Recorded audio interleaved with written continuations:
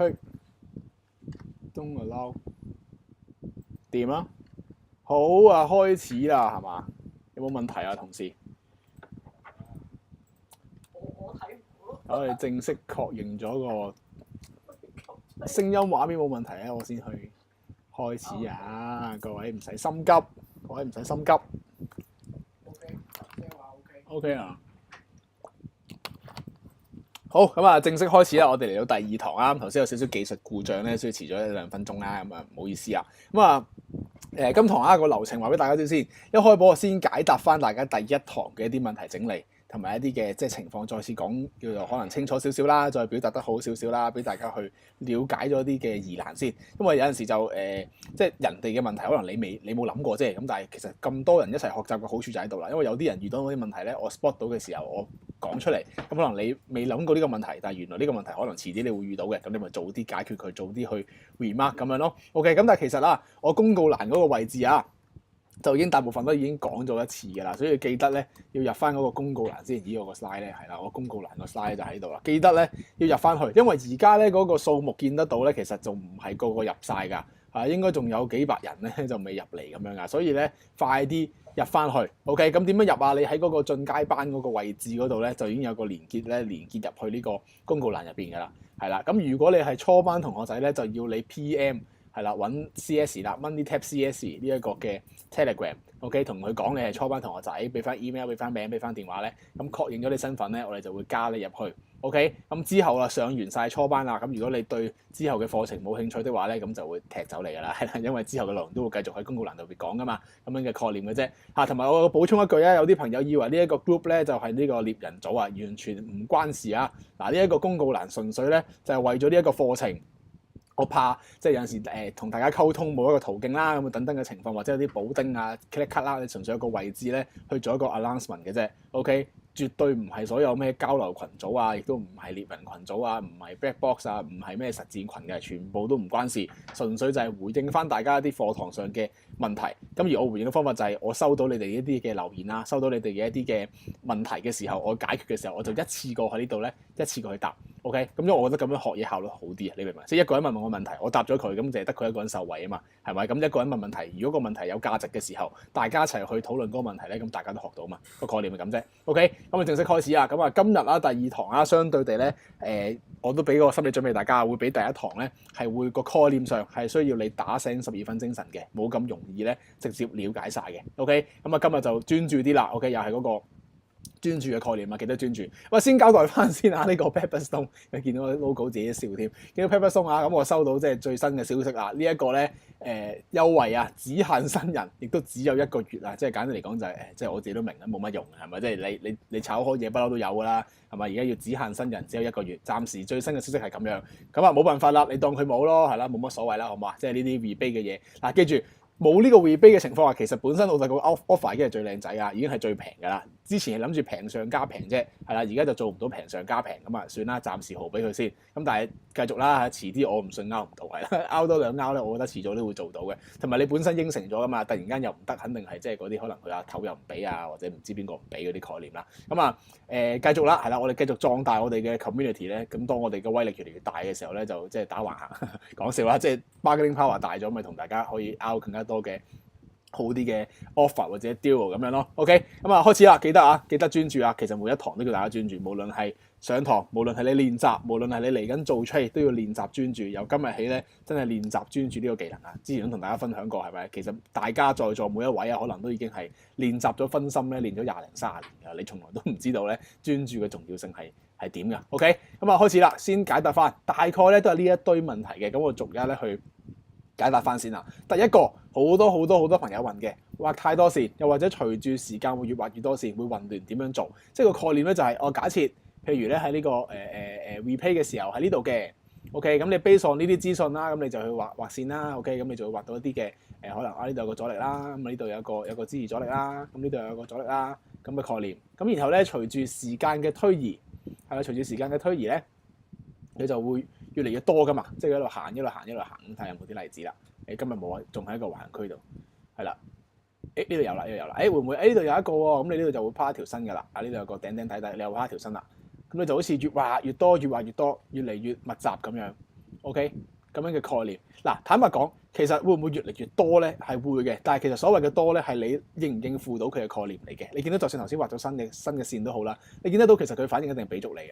即係佢頭先睇嘅圖入邊咧，你見得到咧呢啲位置咧，佢一樣係存在嘅，佢依然係喺度嘅，佢唔係完全 ignore 咗嗰個線嘅。但我明白咧，大家嘅一啲嘅疑難嘅，當線太多嘅時候，你就會覺得混亂或者複雜啊嘛。咁呢個時候其實答你嘅方法好簡單嘅，你就會知道我哋畫線嘅目的究竟係乜嘢。OK， 之前都講過，其實我哋畫線 ，OK， 畫線。畫圖啊、畫區域啊、畫黃金比率啦，所有嘢根本咧，我哋係想做部署。OK， 我哋係想做部署，想買嘢或者想做計劃、想做交易計劃等等等等，我哋係想做嘢，想 execute 啊。OK， 所以當一啲線你畫得太多，或者隨住時間畫得太多嘅時候，佢令到你混亂，你要做嘅係即刻 delete 晒佢，好直接嘅啫，直接咁樣一下子咁咪 remove all drawings 咁樣呢個位置直接剷晒所有線佢咯，然後用翻你當時有嘅位置重新畫過。OK， 即係譬如而家呢一刻我喺呢個位啦。OK， 行到嚟呢度啦，我重新畫一次咯。咁我見到係啲咩？我呢個位置啦，有個阻力嘅位置啦。OK，咁啊前面呢個位置俾埋佢啦。OK， 下邊嗰啲講真係可以唔畫住嘅，因為你點解可以唔畫住咧？因為你而家個價咧喺呢度啊嘛。你而家呢一刻 existing 個價喺度，咁你預期佢嚟緊跑啊，都係一係就向上趌啊，一係就落翻嚟啊，跟住再向上啊，等等嘅情況噶嘛。咁你講真，你一關關睇啫。如果你下邊嗰啲線每一條都俾埋佢，其實係冇乜太大嘅意義嘅。即係如果你以呢一刻嘅時間點嚟計。呢一刻，而家呢一刻呢一支巴嚟計嘅時候，下邊嘅線其實係冇乜太大意義噶嘛。OK， 即係佢係存在嘅，但係仲未用到佢噶嘛，係咪？你關係一關關噶嘛，所以其實畫線嚟講咧，對我嚟講咧，你夠就得噶啦。咩叫夠咧？就係你 existing 呢個價位 ，OK， 你而家喺呢個價位啦，你上邊下邊即係你上方阻力、下方支持，俾翻兩三關佢咪得咯，即係下方呢啲位置有一關啦。OK， 咁啊再下翻俾多關佢咯，係咪？你嫌唔夠嘅，係咪？覺得都仲係唔夠嘅，啊又俾多關佢咯，咁樣嘅概念，咁咪得咯。咁都未計你嗰啲黃金比率拉埋啦。OK， 咁你上方啦，咁你咪揾阻力咯。OK， 有支持你就揾阻力啦。譬如阻力，我第一隻我呢度嘅 OK， 咁然之後再高一格啦，咁咪去揾咯。係啦，等陣先啊，係啦，咁你就揾啦。譬如上方，我哋力地基嘅，係啦，大概係呢啲位置啦。係啦，我用呢條啦，點解呢個假突破嚟嘅？係啦，呢一個位置係一個判斷為假突破啦。OK， 你喺動能嗰集會睇得更加清楚嘅。呢一個係假突破啦。咁啊，暫時擺晒呢啲位啦。OK，咁你上方阻力嘅第一關248。OK， 如果以線論線嘅話係，咁但係其實我覺得佢會破㗎啦。咁啊，上方就252啦。咁啊，再高啲咁又再高一格咯。再高一格邊度？我咪呢度咯。係啦，256啊，咗呢個位置咯。OK， 簡單嚟講就係你個當下點喺呢度。你只要上下方俾到位置佢咧，就足夠啦。OK 就足夠啦。咁其實呢一個咧都唔係好算嘅，其實呢個可以剷咗佢，係我剷咗佢啦。因為呢一個位根本都唔算係啲咩嘅共鳴嚟。你呢個位爆得，你個動能都向上啦。OK， 咁啊就係咁啦。咁啊而家就多口講句啦，恆指真係個見底樣都幾明顯係啦。之前成日都講話即係24000係底啦，咁佢就洗多一次落嚟啦咁嘅概念。咁但係其實留意嗰個公告欄都有提過大家啊，你想買跌。係啦，如果你想買公告欄嗰度寫㗎嘛，你去自己睇翻啦。係啦，公告欄嗰度講話，你想買跌咧，你要等佢突破咗先買跌。一日呢個位唔突破，你都唔使諗買跌啦，因為係支持就點樣都唔買跌㗎啦，死都唔買跌咁嘅概念啦。咁你買唔買升就你嘅決定係啦。咁而家就好明顯咧，都似地咧係見底㗎，即係話見咗呢一刻個底啫。係啦，即係打緊底係啦，打緊底。咁啊，如果呢一個橫行區係咪即係橫行區概念啫嘛？呢個位置即係突破咗向上嘅時候。係咪？咁你咪識得操作咯。OK， 今集啊會講橫行區嘅，係啦，會講橫行區啊、趨勢啊、市場狀態等等嘅，咁同大家咧到時研究得更加多。OK， 下一條問題，支持阻力失效啊，有效幾耐？呢個問題係冇答案。支持阻力係接近唔會所謂嘅失效嘅，佢冇失效呢個概念嘅。咁但係你話覺得佢失效係咩咧？即係你可能講緊呢樣嘢，譬如喺呢一個時間點嘅時候，咁你就會畫到呢條線啦。係咪？即係支持阻力啦。OK， 你覺得佢失效就覺得佢穿插啊嘛？你覺得佢之後唔係好尊重佢啦，即係一個肥嚟肥去咁樣嘅概念啦。係啦，咁你就覺得佢係咪失效咧？你有呢啲咁嘅諗法。OK， 我自己覺得啊，其實佢冇話所謂嘅失唔失效嘅，但係咧佢啲訂單會被消耗嘅。嗱呢一個位置咧喺呢一堂入邊未去牽涉到，但係嚟緊都有包埋呢一個位置咧，會去講得清楚少少嘅。簡單嚟講，你問我你當唔當佢失效咧？你用當下點去決定啊？OK， 即係你唔好嗱，譬如你明明喺呢度嘅，你而家呢一刻喺度 ，OK， 咁你唔需要畫一啲咧個圖係太遠嘅一啲位置去幫自己嘅，即係你其實就係畫啲簡單啲嘅位置，譬如呢啲啦，咁啊前底啦，係咪？跟住你自然你嗰個下邊嘅你就喺下邊抄啊，而家暫時就冇嘅。係啦，即係個概念你就喺度咁樣抄嘅啫。你睇下佢會唔會掂翻嗰啲位咯？等一陣啊，俾佢行下。係啦，譬如呢度咁樣，咁你咪多咗關咯。又多咗關咯。咁啊上邊你又多咗關咯。係啦，你就咁樣做就得㗎啦。即係其實你跟翻當時嘅時間點去做，你就已經揾到呢啲區域喺邊度嘅，就唔需要話佢穿插咗咧，你都繼續維持佢喺度。嗰啲我自己認為就唔可以話佢叫失效嘅，純粹就係喺當時嘅時候，市場嗰個價格唔尊重佢咁樣咯。咁你當佢失效都冇乜所謂。簡單嚟講就係嗰個概念嘅啫。你畫線係為咗做部署嘅，如果條線喺度係阻住你做部署或者阻住你諗嘢，令到你混亂嘅，你應該剷晒佢，重新畫過。而重新畫過嗰個點就係你當下嗰個點。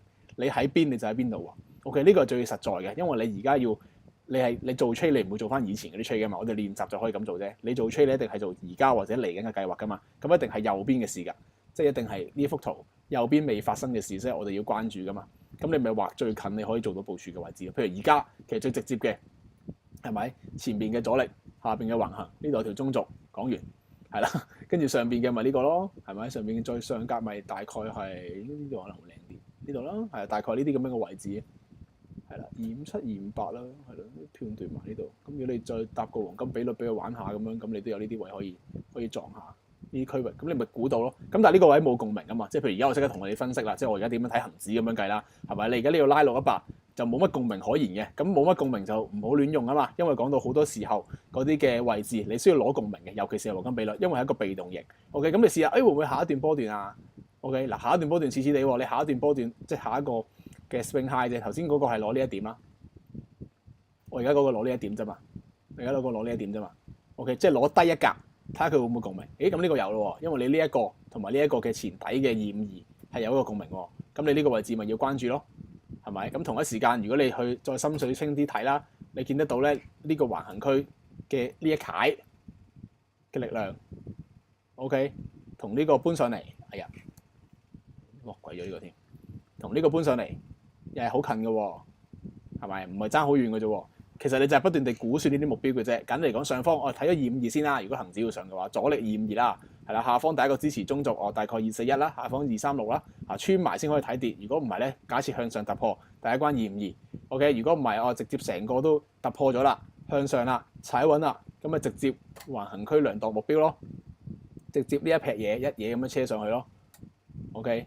咁咪睇呢度咯，咁亦都係同頭先嗰個256差唔多啦，呢度啦 ，OK， 你見到凸凸含嘅，即係你會利用量度目標啦，同埋回調比率啦，同埋形態啦，加埋埋。其實我形態唔用得多啫嘛，你見我唔用頭肩頂底嘅，我唔用嗰啲雙頂底嘅，我全部都好直觀咧，用個波幅咧去砌嘅。咁你既然橫區假設佢成功突破向上的話，要假設啊，呢度要畫埋啊，即係要假設佢係唔得啊，係呢個位 if。係啦，成功突破，站穩 ，OK， 咁下關目標 ，OK 就會上嚟呢度啦，遠少少啲嗰個，咁但係你又唔可以唔理個252噶嘛，因為252係呢個前底啦，亦都係呢一段墮落嚟嘅618啦 ，OK， 咁你如果咁樣嘅情況下，可以估多少少個走勢，如果真係好吹毛求疵啦，你會點樣估啊？嘛，可能係趌上嚟先擋一擋咯，跟住落翻嚟站穩咯，跟住再挑戰向上咯。咪可能係咁樣咯，估㗎咋，係呢一刻真係估㗎咋。咁但係又係嗰句咧，你估下真係成日都中㗎喎。咁嘅概念，同埋你唔使次次都估中㗎嘛。你估中你入市嗰個位其實就已經夠啦。你睇啱方向嗰下就賺錢㗎啦嘛。有陣時呢啲週期咧，坦白講，你唔好逼自己去畫，係唔需要嘅。因為坦白講，有陣時我畫咧，你可能直播嘅時候你當我貪手痕啦，或者係既然直播咁咪畫下俾大家睇啊嘛，即係叫做 show 下 call 都好啦，咪畫下俾你睇咯。咁我又真係畫得多嘅時候，嗰個命中率都 OK 嘅，咁咪畫下咯。但係其實你要知道呢個動作係多餘嘅。我都成日講啊，預測唔重要，其實冇乜用嘅。即係你預測嚟畫條 wood 咁，其實有咩意思啫？冇乜意思噶嘛，賺唔到錢噶嘛，係咪？賺錢就係你入市嗰刻先賺到錢噶嘛。咁而入市係好清晰話俾你知幾時入、點樣入噶嘛。遲啲係啊，呢一堂未講嘅，下一堂就講第一次噶啦，係啊，咁之後再去補充嘅。OK，所以其實入市位先係最緊要嘅，你唔需要理會嗰啲軌跡咧係咪完全同你一樣嘅，係嘛？呢句都重要啦，係咪成日都話啊嘛？唔需要對嗰個軌跡咧係有一個期望喺度嘅，佢點樣跑唔重要。係啦，但係對個終點你可以去相信佢咁就得啦，即係嗰個目標你知道佢到嘅，或者你自己本身炒嘢 career 嘅目標你會到嘅，咁就得㗎啦。OK，咁呢個就係嗰個位置啦，係冇話失唔失效嘅，但係佢影響你嘅時候你就鏟咗佢。OK， 黃金俾你啦，邊點拉邊點啊，繼續都好多朋友問啊，頭先都示範俾你睇啦。其實我嘅自己去試嘅時候咧，都係咩點都試下㗎，即係你最清晰嘅一定係呢段嘅，咁但係你見到呢度唔係啦嘛，呢度已經打咗橫行啦，咁即係呢段一定唔玩呢段啦，咁呢段又唔清楚，咁咪可以試下呢度咯，係咪？呢段唔得喎，咁咪試下呢度咯。點解呢段唔得啊？因為呢個位冇共鳴咯。如果我係250嘅話，咁我呢個位咁不如俾埋你啦，係咪？再高少少啦，咁俾埋你咪上邊咪阻力咯，即係上面嘅支持咯。咁你再試高一格，下一個 swing high 啦，你見到呢個係618咯，咁你咪將呢一個高分啲咯，高分啲咯，條件共振嘅概念啫，高分啲咯。OK， 所以話黃金比率始終係被動型，我哋盡量揾多啲 clue， 揾多啲 hints 咧，去幫佢咧去做一個確認嘅，唔好獨立地使用。OK， 除非順勢得好明顯嘅時候，你用佢做介入方式，呢個都係之後嘅時候咧會同大家講咧，喺入市嗰 part 講得清楚啲嘅。呢一刻咧，我仲未提到咧關於入市嘅一啲議題㗎，仲係叫緊大家咧感受市場嘅節奏啊、個規模啊、個模型咁樣嘅。而呢樣嘢係好重要嘅，打緊根基嘅。係咪？如果你呢個根基你唔打得穩嘅時候咧，遲啲 on top 加啲招俾你咧，你未必加得咁舒服㗎。所以提定大家唔好怕悶。OK， 第一堂係悶啲嘅，即係話支持阻力嗰啲嘢咧係悶啲嘅。OK， 咁啊就係咁樣啦。主要大家都係問呢啲問題，離唔開㗎啦，接近離唔開嘅。OK， 咁你唯有就係試多啲。好多個問題其實都係你自己試多啲啦。係啦，個老師就喺個市場度，我俾多啲焦點你，俾多啲練習方法你嘅啦，自己 keep 住去練習。OK， 最後啦，有啲就係你哋 extra 意我純粹觀察你哋問題咧，去得出嘅一啲嘅諗法嚟嘅。OK， 就唔係你哋直接問嘅。第一樣嘢，呢3個月學習期嘅，我而家算係我好嚴厲咁講啦。我之前都好客氣嘅，係啦，即係嗌你中意就盡量熄咗佢啦咁樣。而家我真係好直接啦，同我熄鬼晒佢，唔好再開啦，係啦，都冇用嘅。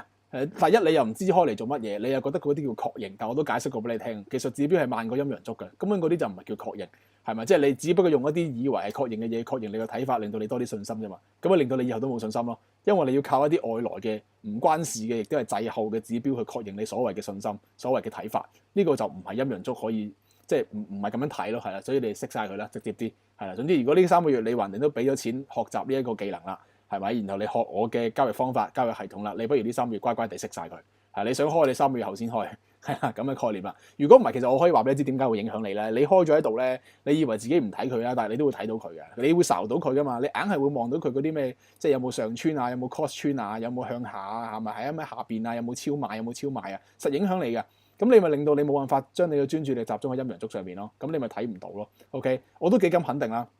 當你真係經歷過呢3個月後咧，你了解咗好多嘅即係週期啊、動能啊、啲位置啊等等嘅時候咧，你係肉眼望陰陽燭咧，已經知道技術指標跑到邊㗎啦。我講真嘅係做得到嘅，即係譬如我點解成日知嗰啲位係背馳啊？因為力量減慢咯，我哋見到陰陽燭力量減慢試緊底咯，嗰啲咪就係背馳咯。OK， 點解 cross 穿啊？咪就係因為有動能出現後 high 一 low 佢咪 cross 穿咯，肯定係啦。我都幾咁肯定係次次都係咁樣嘅，係啊，先有動能出現 high 一 low 咧就係 MACD cross 穿㗎啦。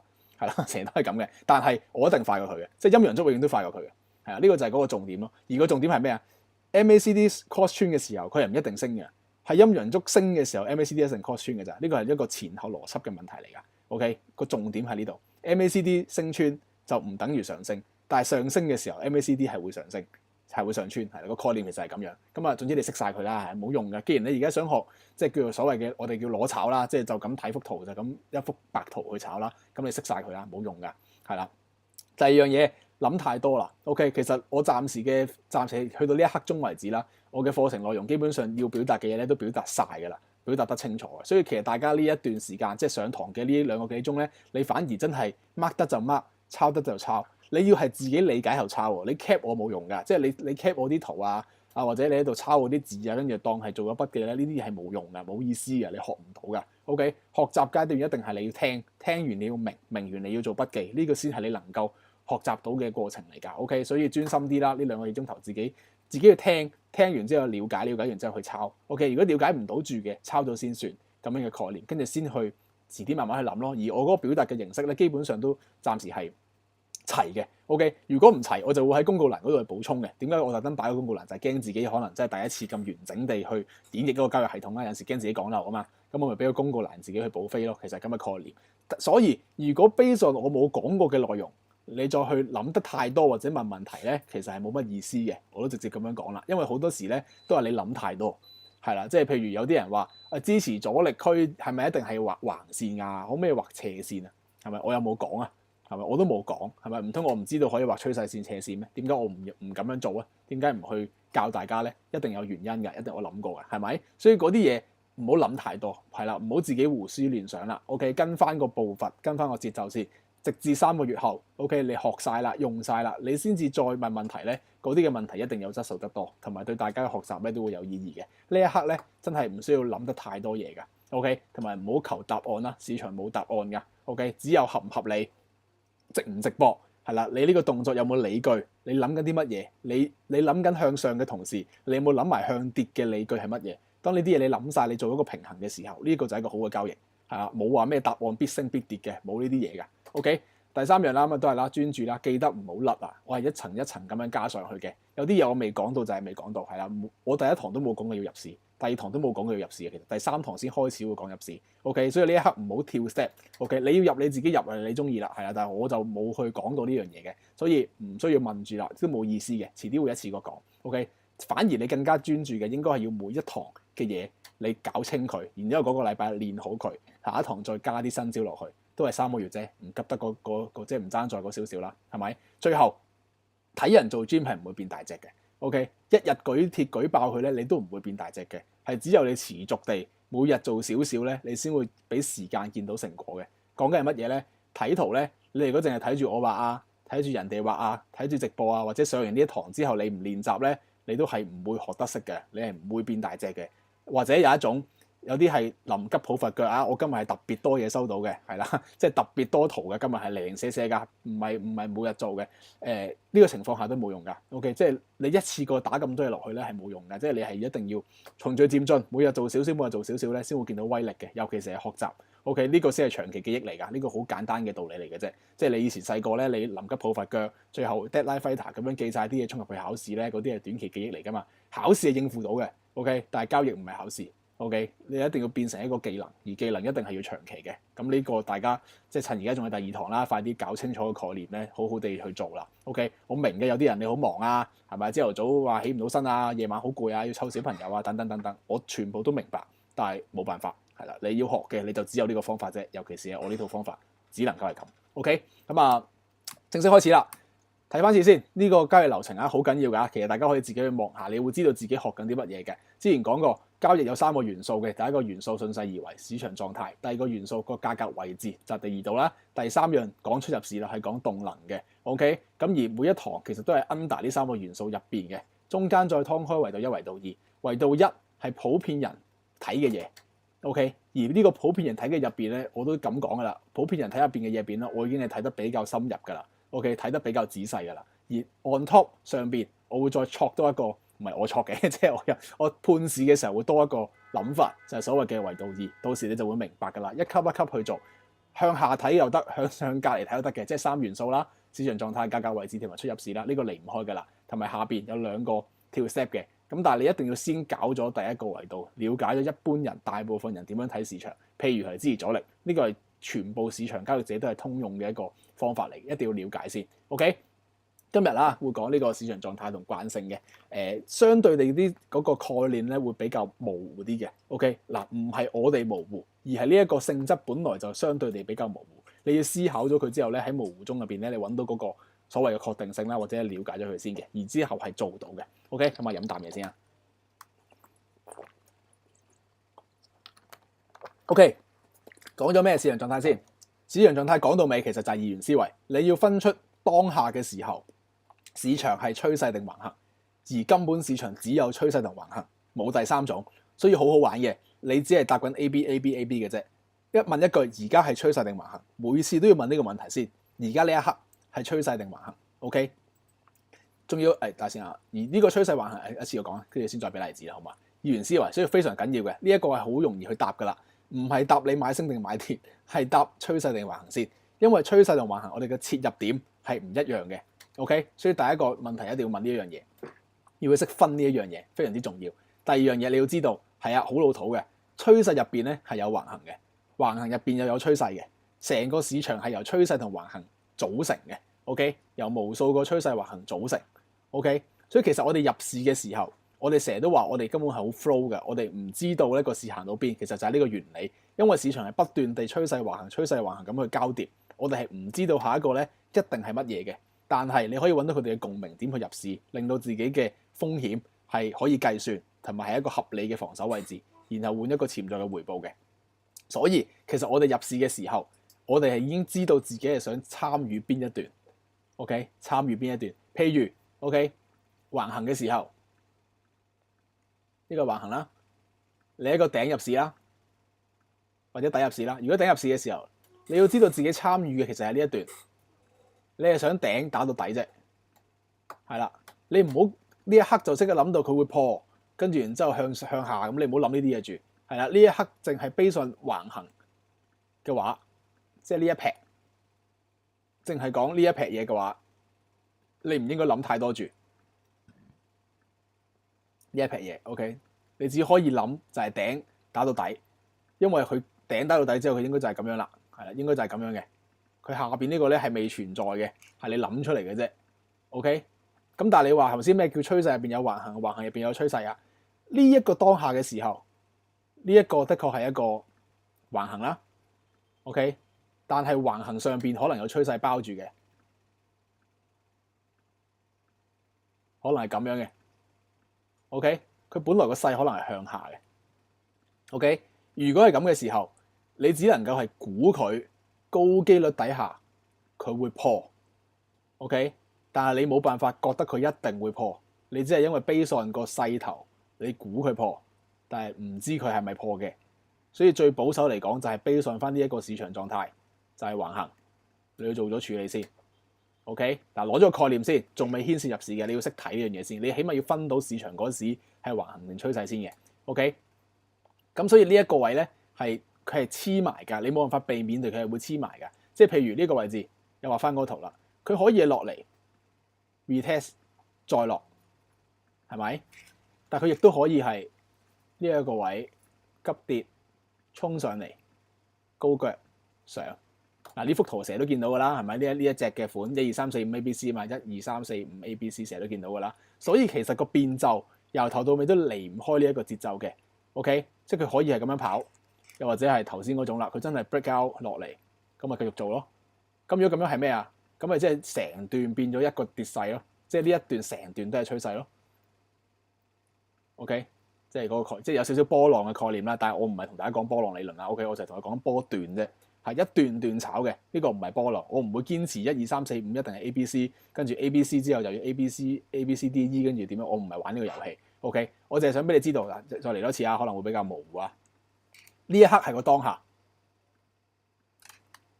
咁咪成日都彈咗呢句出嚟，等等啊，係啦，呢一刻係個當下，即係你市場分析嗰刻，你喺呢度。OK，base on 呢一個跌勢。OK， 你可以諗佢會突破，係啦，突破係第一步，突破後佢可以揀去呢個位置回測向下，呢個係第一條路。佢亦都可以突破假突破上翻嚟做 high low 跟住上。OK， 咁如果 base on 呢一個概念的話，呢個就變咗係橫行底。出假突破呢個位置基本上可以介入市場嗱，但係今日唔講住動能嗰個會講嘅，因為你 base on 呢一刻去睇嘅時候咧，佢唔出向下突破回調，佢就仲係橫行。OK， 即係佢一日未向下做呢一個 confirm 嘅動作，佢唔做呢一下，佢個橫行就繼續存在。佢唔做呢下，佢上翻嚟就仲係橫行假突破踩穩都係出現嘅。而呢下上你都唔可以估佢呢下突破。佢可以黐翻呢個繼續橫行 ，OK， 所以 base on 呢一個當下，呢一個就係嗰個市場狀態，就係橫行 ，OK。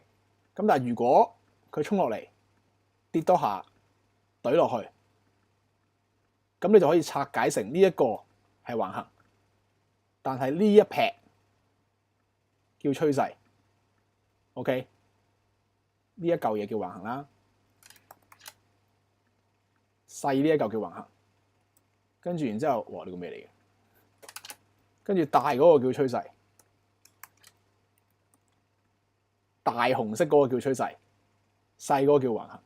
OK， 呢個就係所謂嘅趨勢中有橫行，橫行中有趨勢。佢根本就係全部嘢咁樣組成嘅，你冇辦法避免㗎啦。呢樣嘢要諗通佢。我相信咧，如果你第一次咁樣去拆解個市場，你會覺得好混亂嘅。OK， 但係你諗通佢啦，要 OK， 佢係咁樣嘅，每一段嘅波段。根本都係趨勢同埋橫行組成。OK， 如果你再拆得細啲嘅時候，根本呢一段嘢，呢一個黃色嘅呢嚿嘢啦，佢都係一嚿趨勢同橫行嘅結合品嚟嘅。OK， 點解啊？因為呢一嚿嘢，如果係4小時圖，呢一嚿成嚿紅色呢一撇嘢係4小時圖嘅足行出嚟嘅。如果我放大呢一嚿黃色嘅嘢，我放大佢，變咗可能係 let's say 5分鐘圖咁樣計呢一段嘅跌段，佢一樣係會出呢啲嘢嘅，即係可能係呢啲啦、呢啲啦、呢啲啦，跌啦跌啦跌啦跌啦跌啦跌啦，佢會係呢個樣嘅。呢一個係黃色 ，OK， 所以你不能避免地就係你要搞清楚市場狀態呢個樣嘢，趨勢橫行之間嘅交疊，佢哋之間不斷地切換，再加埋時間，大時間入邊嘅呢一段咁細段嘅嘢拆晒嚟睇，可以係咁複雜嘅一段嘢，即係其實都唔係好複雜啫。不過佢又係趨勢同橫行結合咯。但係有一樣好幸福嘅嘢就係佢唔係趨勢就一定係橫行，佢係冇第三樣嘅，你都講唔出第三樣噶啦，係啦，唔係趨勢就係橫行噶啦。所以其實好似好複雜啦，而家咁樣聽，但係其實又好簡單嘅咁樣嘅概念啦。OK， 呢個就係嗰個重點，即係趨勢同橫行之間嘅組成嗰個重點。所以我哋要決定自己參與邊一段。OK， 譬如頭先嗰個 case 啊，如果做咗個簡單啲啦，譬如做咗個呢啲咩雙頂落嚟，跟住然之後，呢下嘣嘣嘣咁樣呢下呢一嘢咁樣計啊，你參與嘅一段其實只係呢一段嘅波段，呢一段嘅可能1:1咁樣啦。OK， 你只係參與呢一段波段，係啦，有多嘅你唔知嘅，你會唔會多1.618啊？會唔會再多啲2.618啊？咁樣你全部都唔知嘅，你淨係知你參與緊最保守嗰段先，係啦，先之後先再決定。同時間，因為你仲有好多嘢幫你嘅，例如係支持阻力，佢會有啲位喺度噶嘛，係咪？即係譬如就算你呢個度到1:1，但係原來呢一個位本身係大位嚟嘅喎，即係本身呢個係支持嚟嘅喎。咁你都唔可以淨係睇頭先嗰個黃金比率延伸嘅1:1㗎。哎呀，係咁鎖住咗嗰個嘢添，查翻先。係啦，即係如果頭先你base on呢一個量度嘅黃金比率延伸啦，1:1啦，你應該睇到㗎嘛。但係如果呢幅圖呢度係有支持，亦都係前底嘅時候，你第一關目標根本只可以喺呢度。OK， 咁如果呢個目標係1:1.43嘅，做唔做就你決定啦。但係你記住嗰個位食到邊根本就唔係我哋揀嘅，係市場揀嘅，係啦，即係市場揀點樣揀啊？咪就係有冇支持阻力咯，就係第一堂講嘅位置啦，等等嘅情況，同埋配合埋成個市場狀態嘅動能 ，OK 嘅概念去睇嘅，先明咗佢先，唔明嘅抄低佢先，慢慢就會明嘅，係啦，但係一定要第一步要了解咗呢樣嘢先嘅 ，OK。咁啊，最後啦，時間框架可以界定主要操作嘅方向。點解咧？即係嗰個大包細嘅概念啫。OK， 咁呢個位置咧就 mark 翻低啦。呢個位置特登唔寫碌屎嘅，要大家抄。係啦，頭先講到啊嘛，我哋有呢一個3元素啊嘛，市場狀態啦、價格位置啦，同埋出入市嘅。OK， 左邊呢個一定係大啲 time frame 嗰個去做決定嘅。呢一個係一個較細嘅 time frame， 呢個係一個較細嘅 time frame。咩叫大？咩叫細？係相對嘅。你呢個用咗日線圖。呢個你咪用4小時咯，呢個你咪1小時咯，4倍時空。呢個係4小時嘅，呢個1小時嘅，呢個你咪15分鐘咯，係咁嘅概念嚟嘅。OK， 呢個你1小時啊，咁呢個你15分鐘啊，呢個你咪1分鐘咯，3分鐘咯，係咁樣玩嘅個 game。OK，咁但係又唔係話你用1分鐘入市嘅時候，日線圖啲大位你唔使理啊，即係大位就係大位啊，大位係無敵㗎，一定要理佢嘅。咁而我自己建議 OK， 界定嗰個方向嘅時間。只可以用日線圖、4小時圖同埋1小時。暫時大家應該去咁樣操作先。OK， 暫時都咁樣做。OK， 咁如果你用日線圖去決定嘅，咁你下一格咪 H4、H1 咯，係咪？如果你 H4 去做決定嘅，你呢個咪 H1、M15 咯。如果你呢個 H1 嘅，你咪 M15、M1 或者 M3 咯。OK， 咁樣去睇嘅。即係話今日你學嘅市場狀態呢一 part， 你轉頭會講得越嚟越多噶啦。如果你講市場狀態呢一件事，佢係屬於咁多個元素入邊最大嗰個，最大力嗰個。OK， 咁你應該係睇過阿媽嘅，睇過阿媽就應該界定邊個係阿媽啦。咁如果 base on呢個決定咧，個阿媽就喺呢度啦。而個阿媽幾時係阿媽咧，就真係你決定嘅啫。你當日線圖係阿媽嘅，咁你細嗰啲咪咁樣咯。你再細一格 H4 做阿媽，咁你細嗰啲咪再個仔咪細啲咯。個概念咪咁嘅啫。用一個大包細嘅概念去看待佢就 OK 噶啦，冇必然嘅答案，冇嘅。OK， 咁當然點解我話你就用呢幾個啊？因為越細咧就越容易出事嘅，係啦。因為你將個世界睇得太細咧，唔係個世界有問題，係你未掌握到啊。OK， 所以如果一開始玩嘅時候咧，玩呢啲好夠噶啦。OK， 點解夠啊？你諗下，如果你最細玩到咁樣，你極其量你哋唔會玩剔圖噶嘛，係咪？你都係玩1分鐘或者3分鐘嘅啫。你玩到最細係咪？咁你用1小時就幫你定住個方向咧，就已經明確噶啦。OK， 咁而呢個位置上嘅佢一樣有支持阻力俾你噶嘛。而有個深水清嘅位置啊，呢個阿媽係市場狀態，但係佢同一時間佢都有支持阻力嘅。OK， 即係點樣啊？我玩一次清晰啲同你講先。等等啊！假設我哋只有呢三樣嘢啦，我哋就會用呢一個位去界定市場狀態、同埋支持阻力。OK， 佢都有嘅。咁然之後中間呢個咧就係支持阻力啦。然之後呢一個咧就係出入市啦，或者動能啦，係啦。因為點解會咁樣分開咧？因為一開始你學咧係先學有動能先入市嘅，但係之後咧嘅即係在第二維度嘅位置入邊咧係可以冇動能都入市嘅。OK， 咁但係要判嗰個情況下，你要先了解咗前邊嘅市場狀態同埋支持阻力，你先會做得到嘅。OK， 所以就要咁樣界定。嗱，呢個位自己抄低啊，好有用啊！呢個即係呢個係我冇擺碌屎啫，但係有用嘅，係就係要你上堂自己抄。係啊，咁嘅概念啦。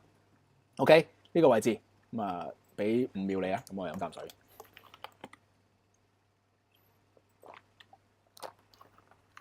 係啦，咁呢個當然你當然啦，你用周線圖都得嘅，即係你上面有個周線咁咪有周線咯，冇乜所謂嘅。即係因為你日線唔係最大噶嘛，係咪有周線噶嘛，有月線噶嘛。咁但係你都唔會攞個月線圖嚟炒嘢啦，係嘛？我哋要個頻率噶嘛，你月線圖嚟炒係咪？如果你炒翻10幾支巴月線圖嘅都成年啦，係咪？我叫你1年先賺到錢，你都唔高興啦，係咪？咁你正常嚟講就會用呢啲位啊嘛。咁你咪即係咯，幾廿分鐘又賺錢啊，1個鐘又賺錢咁樣咯。個概念就係咁樣咯。OK。咁又就係咁樣啦，明咗先係啦，明咗先呢個啊，好多人都唔理啊。其實我自己認為啦，點解咁多嘅市場交易者都係輸錢？佢哋識畫線㗎，或者而家在座大家都識畫線啦。支持阻力嗰條線有幾難拍啫，真係好易拍嘅，嘭一聲就揾到嘅，唔會有啲咩嘅。你拍嗰條同我拍嗰條接近一樣，但係點解好多時譬如我直播，我會預判到方向咧，我會俾到即係入市個時機咧，或者點解咁樣入我會避開啲陷阱咧，我唔會輸咧，跟住嗰陣時我又贏到咧。好多時其實就係因為市場狀態。OK， 譬如直接講啦，恒指啦，最好嘅例子嚟嘅，係啱啱新鮮滾熱辣，係啦，有好多 hints 嚟到呢個位係底，個原理係第一樣。嗱，之前都同大家講過啦，本身啦呢一個嘅波段啦，黃金比率波段本身就係1.618。OK， 第一個 hints， 第二個 hints， 本來我將佢定義嘅區域喺呢度嘅。咁啊 base on 呢一堆嘢啦，嗱，實戰例子係最開心啊！即刻用啊，即刻學呢一堆嘢。OK， 支持，全鬼部支持喺呢個位嘅，所以佢呢個位再拉埋，咁我嗰陣時估24,000啦，呢啲位啦。OK， 咁我嗰陣時就拍咗喺度嘅。咁但係因為黃金比率嘅一驗證咗上嚟，佢再穿你就估1.618㗎啦嘛。因為本身一頂咗一下啦，咁你睇下呢個守唔守啫？咁呢個位唔守，佢再懟落嚟，咁佢咪1.618咯。OK， 咁你估呢個係位啦，呢個係位先啦。OK， 咁然後我就會開細啲個位置去睇佢發生咩事嘅。你就見到之前嘅一早拍咗嘅240、241呢個位變咗中軸，OK， 然後呢個變咗橫行區，OK， 中軸橫區底、橫區頂 ，OK， 個概念就係咁樣。咁然後我就堅持呢個位睇，即係盡量睇升嘅概念就係咁樣咯，係啦。咁然之後你見到其實我之前喺個群組都有，即係個公告欄都有分享過俾大家聽咧。有好多人可能睇呢個就三角形嘅， which 係合理嘅。當你覺得呢個係三角形係合理嘅，邊係唔合理啫？係咪？咁然後仲要呢個位喎，呢一個嘅波段嘅618啊嘛，1小時啊，呢個波段嘅618啦，跟住然之後拍埋呢個底啦，就係呢個位啊嘛。你見到市場係肯驗證俾你嘅，肯驗證俾你嘅，但係有一樣好重要嘅嘢就係呢一個位嗰陣時係位就係位，係支持一日唔破都係支持。OK， 你要跌嘅你要先過佢，過咗佢，佢就變橫行突破，佢先有機會咧會延續到嗰個趨勢嘅。去翻呢度先，係啦，佢要咁樣跌，佢要咁樣跌，然後你就睇到個世界啦。如果咧呢一個位係向下跌嘅時候，你有幾段波段可以睇到嘅。第一段波段你睇到嘅係點樣可以易啲話俾大家睇咧？啊，譬如呢度啦，用呢1、2、3、4、5，你會見到呢度1、2、3、4、5，呢個第一橛，但係大嗰橛咧，你仲有大嗰橛噶嘛？你咪見到呢度有一橛咯，你咪見到呢度有一個，你當係呢度又好，呢度都可能冇所謂嘅，我會用呢段啦。如果係，因為呢個係突破段嚟嘅，用呢一段啦。咁你咪有1、2、3咯，但係你唔知佢3到邊咯，因為你唔確定噶嘛。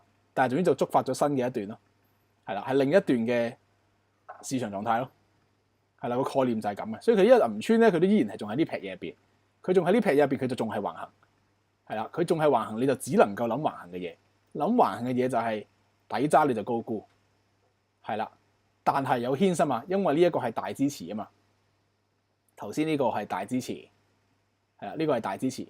點解佢係大支持啊？第一佢個位係啦，第二就係佢跌嘅力度已經完咗啦。OK， 同埋跌嘅波段咧就已經行咗1、2、3、4、5噶啦，雙向地睇嘅。我想睇升我都要睇跌到邊噶嘛。OK， 係一個相對嘅概念嚟嘅。所以 based on 市場狀態呢個係橫行，based on 呢一個係支持，based on 跌已經係可能地跌夠，我就要當佢橫行地操作。橫行操作就好直觀嘅，一係就底揸。一係就突破回測揸 ，OK， 總言之下邊就冇得沽，係啦，唔好諗埋嗰啲咩三角形咁樣，跟住然之後向下呢啲通常咧就俾人 fit 嘅，係啦，佢係三角形啊，不過咪 fit 你咯，係因為三角形根本都係橫行，我轉頭會講嘅，三角形根本都係橫行，佢而家只不過係破咗三角形之後入翻長方形嘅橫行，跟住變翻橫行，跟住繼續上，所以三角形突破呢啲嘅時候就會死得好慘啦，係啦，based on佢哋死得好慘咧。個市就升啦，係啦，因為佢哋唔輸錢咧，個市就冇得喐嘅，係啦。咁但係多得呢班三角形嘅人向下睇咧，係啦，佢可能呢度向下睇啦，咁佢就會點樣做啊？佢就一定係咁樣啦，可能唔知各位有冇啦啊？你可能喺度睇咁啊睇跌，跟住你又唔知飛到去邊度咁樣啦，諗住即係自己一廂情願咁樣覺得可以去到好下邊咁樣啦。可能出邊有啲人大市睇跌嗰啲都係咁樣嘅，係啦。咁然之後呢個位嘭一聲，你咪打止蝕咯，係咪？你打止蝕咁個市咪上咯。係咪啊？點解打止蝕會上啊？因為你呢個又唔知大家有冇記得呢樣嘢啦。你 sell 緊，即係你沽緊一張單啦。你沽緊，你個 position 係叫做-1噶嘛。OK， 你如果止蝕，你要平倉，你就要+1，令到佢變0。OK， 明唔明啊？你沽緊嘅時候，你係-1，你其實做呢個動作向上，你止蝕，你係要+1，令到你係冇持倉變咗0嘅。所以其實你一止蝕呢一下咧，咁唔係得你噶嘛，有好多人都咁樣做噶嘛。咁呢一刻你就有好多人喺度止蝕啦。有好多人止蝕嘅時候咧，呢度就會係咁加啦，係啦。但係嗰啲唔係啲人主動去加嘅，係啦，係因為止蝕所以加，係啦，即係嗰個+1嘅動作咧，唔係啲人買升所以+1。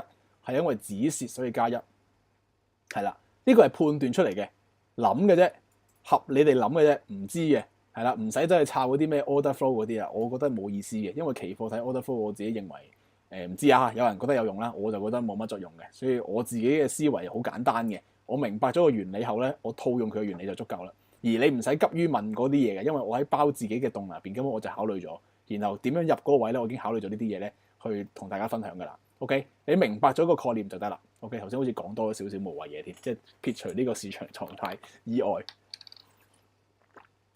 簡單嚟講啦，相對思維啦。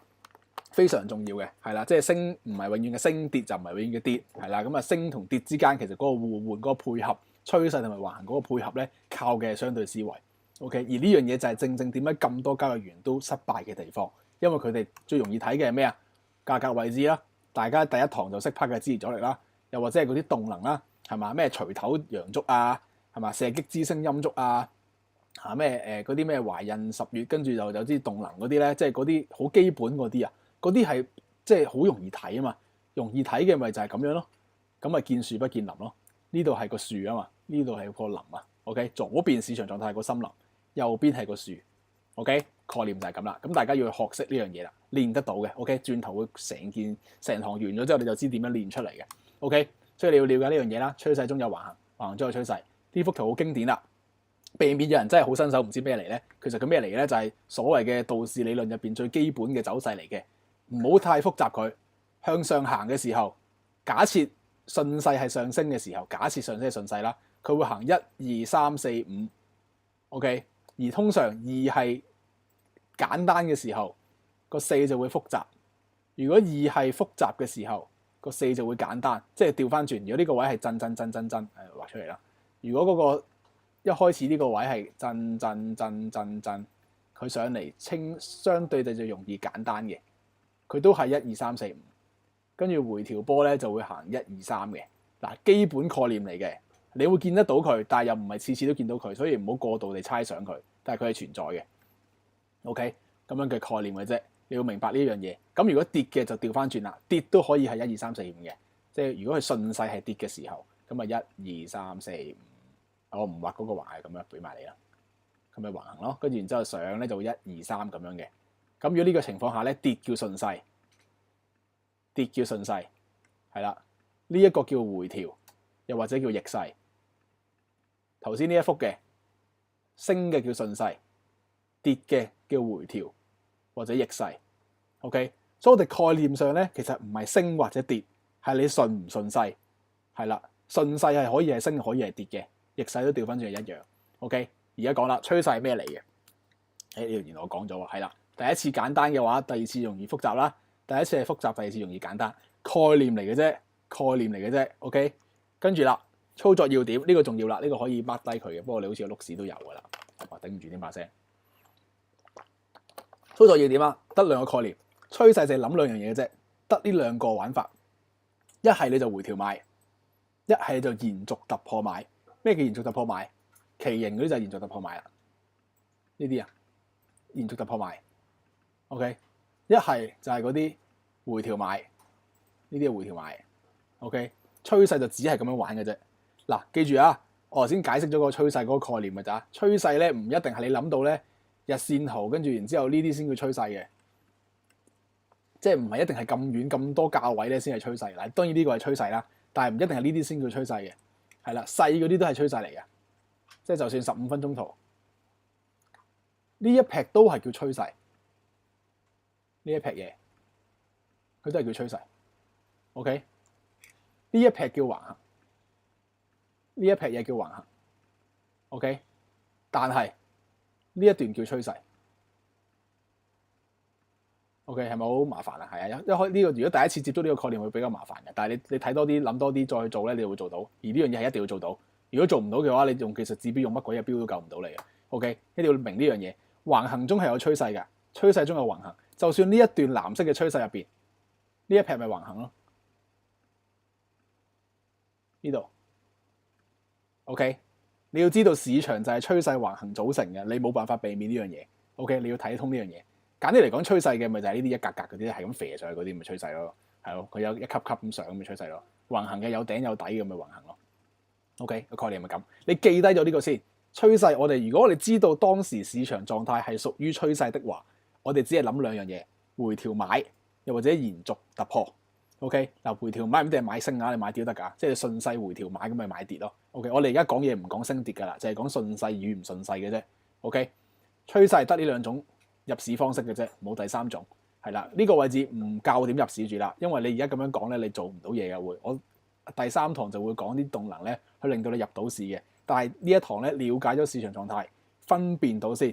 正如支持阻力咁樣，你睇到佢先，揾到佢先，用到佢先，即係你起碼見到佢先。OK， 市場狀態一樣，你見到佢先，即係你見得到，哇呢一個叫做趨勢喎，係啦，呢個叫橫行喎，啊呢個上嚟之後呢個係趨勢喎，啊呢一撇又係橫行喎，你要咁樣，佢會變㗎，嗱佢一定會變㗎，趨勢同橫係不斷地變㗎，動態思維啊，動態思維好重要啊，交易入邊，動態思維 OK， 咁啊橫行呢一堆嘢全部都係橫行，佢個阿媽係呢個，佢根本都係咁樣變出嚟嘅，即係震盪。橫行同震盪一樣嘅啫，你叫橫行叫震盪叫盤整一樣嘅啫，你叫吸貨叫派貨都係，吸貨派貨係橫行嘅一種，橫行係一個特徵，吸貨派貨係一個目的 ，OK， 但係吸貨派貨都係橫行，係啦，但係橫行就唔等於吸貨派貨 ，OK， 用形態去咁講嘅時候，唔好理吸貨派貨啦，用形態去講嚟講咧，橫行就係咁樣嘅，有頂有底就係橫行，你要見到咩叫有頂有底，兩個頂兩個底就係橫行。因為一個頂就永遠做唔到嘢嘅，即係譬如咁樣，如果你諗下個勢啦，如果咁樣嘣一個頂，跟住呢度有兩個頂咁樣，你係唔知佢做咩嘅，係咪啊？因為你可以係落噶嘛，係咪？咁但係如果上翻嚟做個頂，即刻知係橫行。OK， 因為一個頂一個底兩個底，一個頂兩個頂，所以判斷橫行係好快嘅，有頂有底就係橫行。雙頂雙底就係橫行，冇兩個就一定唔係橫行。OK， 當然啦，有一個位係冇頂嘅，佢跑呢啲咪冇咯，係啦，即係佢係長方形呢一隻嘅橫行嘅，即係好似恆指而家嗰個4小時嘅，你見到你幾時會知佢係橫行啊？嗱，第一開波呢度咁多頂，你一定知呢個係頂啦，係咪？呢個係最直觀嘅頂嚟㗎啦。但係其實呢啲頂係一定破啊嘛，我曾經都講過，你臨尾嘅課堂都會學到呢樣嘢，喺後半段啦，你會知點解呢啲頂一定破啊。OK。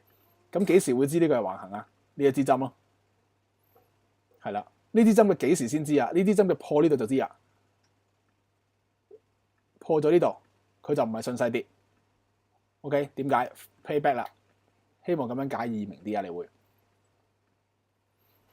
如果係順勢跌，跌咗啦，係咪？如果要順勢跌嘅時候咧，呢個位就應該懟落去，啱唔啱？但係佢最後點樣行啊？佢就上咗去 ，OK。雖然呢度肥翻落嚟，但係佢呢度上咗去。咁你啲黑嘅時候可以估乜嘢？唔一定係升，一係上嚟啦就橫行啦，仲係橫行嚟嘅。如果係咁樣估嘅時候，仲有一種嘅喺下邊做震盪咯。OK， 點解啊？因為呢度有個高啲嘅高啦，呢度有個高啲嘅低啦，咁咪可以係收窄咯，可以係呢一種咯。可以係呢種咯，可以㗎。佢如果係順勢跌，可以咁樣跑㗎。咁同一時間，如果假設啊，假設個市係咁樣跑嘅時候，咁我哋圖表會點樣判斷佢啊？佢咪叫做橫行區啦，留喺下方。呢個係中軸，留喺下方，市場留喺下方，相對比較弱。跟住佢喺下邊做震盪突破。咁如果咁樣玩嘅話咧，好高機率下咧，佢都係咁樣落嚟㗎啦。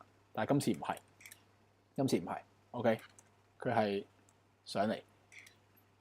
佢係最後上咗嚟噶嘛，即係佢呢個位就做咗個底啦，做咗個第二個底，第一個底，第二個底，base on呢度一堆頂，所以呢個係橫行，橫行先睇橫行頂，到咗噶啦。但係你記住啊，頭先講嘅所有嘢咧，只係 base on市場狀態嘅判斷，我哋仲有位啦，同埋有動能去判斷噶，係咪啊？呢個位點解咁確定會容易見底？因為頭先講嗰啲咩黃金比率延伸啊、支持位啊等等等等，所以其實個市點解成日話好易炒？因為有好多線索幫你，你唔可以獨立睇一樣嘢去幫你做判斷嘅，唔可以係啊。就算市場狀態都好，你都唔可以淨係哇而家係橫行啦，我底同頂係咁玩啦咁樣。但係你有位噶嘛，係咪？你有支持阻力噶嘛，你有動能噶嘛，有好多嘢加埋去做嘅。記得之後嘅所有課程咧都要咁樣諗嘢，每一堂 on top 加嘅一項技術，你要成個工具箱咁攞去打仗嘅。咁而工具箱嗰個分類咧都俾埋你㗎啦，工具箱分類表就喺度，係啦，一個係屬於呢度嘅，一個屬於呢度，一個屬於呢度，全部都有用，係啦 ，OK， 要融會貫通佢哋啊，咁樣先贏到錢㗎。如果唔係用咩都贏唔到錢，係啦。而橫行得呢堆嘅啫，簡單嚟講就係其實佢唔係趨勢一定橫行啊嘛，好易諗嘅嘢，趨勢係最易睇嘅，係咪先？最明顯睇嘅趨勢係肥啲浮林向上就係趨勢嘅，係啦。橫行咧，總之佢唔係趨勢，佢咪橫行咯。只不過橫行係邊一種啫嘛？長方形呢一種，三角形呢一種。喇叭形或者叫擴散型嘅呢一種上行通道，如果係闊嘅，下行通道如果係闊嘅，都係橫行。OK， 即係呢一堆都係橫行，之前都行咗好多啦，即係你見我日日直播都話橫行噶嘛，就係因為橫行係最多情況下都係橫行嚟噶，呢一段咪橫行咯，係啦，呢一段都係橫行，係啦，你如果嘗試咧，嗱而家呢一劈嘢咧，我哋試下用一啲即係叫做想像力啦，而家呢一個橫行嘅樣啦，佢係咁樣噶嘛，其實整體上係啦，你要學識咧將佢扭落嚟嘅。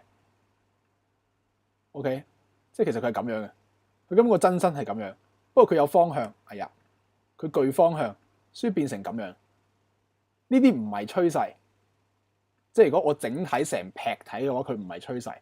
呢一嚿嘢叫橫行 ，OK， 呢一劈嘢叫趨勢，呢一劈嘢都叫趨勢，呢一劈嘢叫橫行 ，OK， 呢一劈嘢叫趨勢。你要拆解佢嘅呢一劈嘢叫橫行，點解啊？一底一頂一頂一底，呢度畫埋出嚟啦，一、二、一、二 ，OK， 佢係不斷地咁樣做嘅，所以呢一度咪出現咩啊？橫行突破回測咯，突破咯 ，OK， 跟住變咗個節奏咯，變咗向下嘅咯。變咗向下嘅橫行咯 ，OK， 個概念就係咁樣嘅，個節奏係要隨住個波動去改變嘅 ，OK， 橫行呢一啲叫橫行，趨勢嘅呢一堆叫趨勢 ，OK， 又打漏嘢啦，不過而家即刻補充俾你聽，趨勢有一個重點，呢個係非常之重要，甚至乎可能有人第一次聽嘅時候咧會扭轉你對睇圖嘅思維嘅，趨勢係咪好多人定義趨勢會講乜嘢？咩 high 啊 high 啊 high 啊 low 啊 low 啊 high 啊 low 啊 low 啊嘛，係咪？係呢個係趨勢嘅特徵。咦？趨勢特徵啊，呢個係特徵。OK， 但係佢其實冇得判斷㗎，因為出咗先得啊嘛。OK， 咁如果如何判斷咧？係睇回調，搶點打咗？睇回調。OK， 咩叫睇回調？我哋升緊嘅時候，呢啲叫回調，升，呢啲叫回調，升，呢啲就唔係回調啦。OK， 所以當我哋判斷一個升勢嘅時候，我哋成隻眼或者我哋要去關注、要去執着嗰個位係佢跌嗰啲。OK。矛盾中見真相嗰個概念啊，調翻轉嚟睇，你睇緊升嘅，你要睇佢跌嗰啲樣係咩嚟嘅？你睇緊跌嘅，即係個市跌緊嘅，你係要睇升嗰啲係咩樣嘅？咁樣先睇到個市嘅。調轉睇就睇到個市嘅。OK， 試下去做。哎呀，點解係咁？成個智障咁樣用電腦用到呢度。哎呀，俾翻我啊，波波，係啊呢度 ，OK， 跌緊嘅你睇升嘅，升緊嘅你睇跌嘅 ，OK， 例子嗱呢個好重要啊，睇回調啊，睇回調去判斷趨勢啊，跟住啦，譬如即係其實就係嗰啲大漲小回嗰啲概念啊，大家成日聽呢個字啊嘛，大漲小回啊嘛，係嘛？咁你咪見到呢度咯，跌升少啲細力啲，跌大力啲嘅。升嘅呢啲回調窒下窒下啦，呢啲叫回調啦，佢唔係叫做上升啦，呢啲叫回調啦。跟住佢跌就係快啲嘅 ，OK？ 呢度又係嘅，窒下窒下嘅，慢啲嘅，渣啲嘅，跌又係快啲嘅。直至到幾時啊？幾時啊？呢度咯，呢度係咪突然間嘣一聲係勁咗先？我哋睇翻成個古仔，係得呢度先第一次咁快嘅喎，之前一路都唔係，即係呢啲啊，呢啲啊，呢啲啊。全部都係渣噶嘛，係呢度嘣飛上嚟，嘣咗你都唔使驚，佢實會落嚟試多次嘅，因為實會落翻嚟試多次，跟住先做個新嘅橫行俾你嘅。OK， 所以概念就係睇佢逆向嗰段，動能判斷會講得更加仔細嘅。呢個我攞咗個概念先，所以判斷趨勢嘅方法係睇回調，係啦，橫行就有頂有底，又或者任何呢啲嘢都係橫行。OK， 橫行操作要點3樣嘢噶啦，又係啦，記低佢啦。頂就傾向沽，底就傾向揸，個廢話啊嘛，好似係嘛，係真係咁玩嘅咋，係啦。跟住仲有嘅突破回踩頭先嗰啲啦，突破完 retest 嗰啲啦，成日都有。我唔講點樣入，應付唔到噶，資訊量太多啦，唔好急點樣入。OK， 頭先第一堂第一頁已經講啦，唔好跳 step 問嘢啊。OK， 第三集會講噶啦。當你完成晒1、2、3咧，你就有齊晒嗰個 mind map 嘅最基本嗰陣嘢啦。即係第2集喺度啦，第1集喺度啦，第3集喺度噶嘛。所以你上晒3堂咧就可以了解咗最基本嘅3元素。OK， 嗱已經好快噶啦，唔好再喺個快嘅地方入邊再話要快啲啦，你快唔起嘅。OK， 慢慢做。跟住啦，呢個 OK 啦，橫行操作要點啦。跟住市場慣性，好快嘅呢個好易嘅啫。我哋都成日都直播講啦，所以應該易啲跟嘅。我相信大部分睇緊片嘅你都係睇開直播噶啦。OK， 好無聊啊，係嘛？上升趨勢咧就傾向繼續上升，係啦。下跌趨勢繼續傾向下跌，橫行傾向頂得游就係廢話嚟嘅。不過真係咁樣嘅，唔好唔記得啲廢話。有陣時啲廢話真係真相嚟嘅，但係成日都俾人忘記啊。所以唔好逆勢而行。OK， 上升緊嘅你就諗上升，你又揾回調買升或者延續買升。跌緊嘅一樣，回調買跌就順勢延續買跌。橫行嘅中間全部唔要，就頂底玩。OK， 個概念就係咁嘅啫。慣性打破後，先將市場定義為中性，係啦，唔一定係反轉啊、轉勢啊咁樣。呢啲好多人誤會，因為點解會誤會？因為你個路得升同跌咯，係啦，你個路得升同跌，你就覺得市場慣性打破啦，啊唔升就一定係跌，唔係，市場慣性打破係中性，係啦，即係要變咗佢啊，即係好似你得正負同零咁樣啫嘛。OK， 即係升，如果假設你個思維升正係升啦，咁中性係零啊嘛。負先係跌啦，如果你咁樣諗的話 ，OK， 你要咁樣看待，一步一步嘅 ，OK， 係啦，又嚟例子，又攞翻呢個，係啦，你自己去揾啦新嘅例子。呢度慣性改變啊嘛，係咪？慣性改變唔係升，慣性改變係中性，中性所以係橫行。佢有陣時係直跳咗，佢唔中性就升嘅，佢會嘣嘣跟住直接升，會。有呢個可能性，但係喺我哋介入市場嘅嗰一刻，我哋係唔知道佢升定係跌 ，OK？ 但係點解我哋呢個位要買升啊？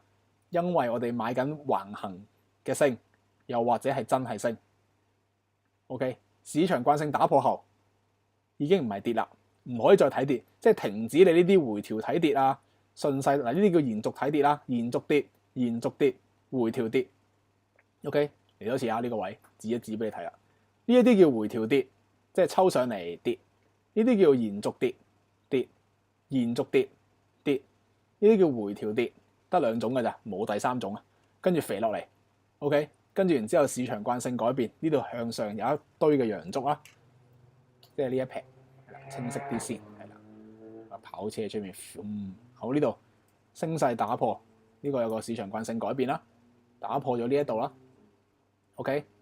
亦都係動能提咗你啦，突然間快咗啦。嗱，趨勢線唔係一個重點嚟㗎，佢可以俾你判斷，但係唔係重點嚟嘅。個重點係一次過講埋啦，兩樣嘢。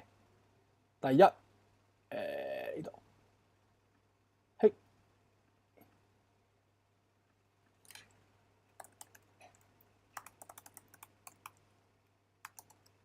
你第一款就係嗰啲趨勢線嗰啲啦，但係呢啲有陣時好主觀㗎嘛。所以有第2同第3幫你嘅趨勢線打破啦，前高就前低，仲有嘅動能 ，OK， 好明顯嘅呢度齊晒嘅。第一個前高被打破，前高即係呢度 ，OK。你個勢，你睇下前面嘅前高全部冇打破，嚟用回調嚟 proof 個趨勢啊嘛。呢度跌，呢度係前高冇打破，跌呢度係前高冇打破，跌呢度係前高冇打破，跌呢度係前高冇打破，跌呢個係前高第一次打破。OK， 呢一個位深色，俾條勁粗嘅你先，有咩色好睇啲啊？藍色啦，係啦，呢個係第一次。打破前高啊，2啊，打破個前高，OK， 有股即係順住嚟睇嘅左到右，打破前高，同一時間呢一個動能好強 ，OK， 動能好強。OK，base on 呢一啲嘅條件都有晒嘅，先係打破慣性。點解唔可以淨係靠趨勢線？因為趨勢線主觀，你咁樣畫又得，你今次就清晰啲啫。有陣時好唔清晰噶嘛，即係有陣時你可以畫呢一點同嗰點咁樣，你即係你點嚟點去咁，你嗱咁咪未破咯，係咪？即係冇意思噶。玩趨勢線咧就有個好大嘅盲點就係呢樣嘢嘅，係啦。但係趨勢線係有用嘅 ，OK， 但係唔係咁用啫 ，OK。抄低下呢個又非常之有用啊！市場慣性改變嘅重要係睇呢三樣嘢嘅 ，OK， 睇呢三樣嘢嘅。好啦，俾你抄多陣啦，飲啖水先。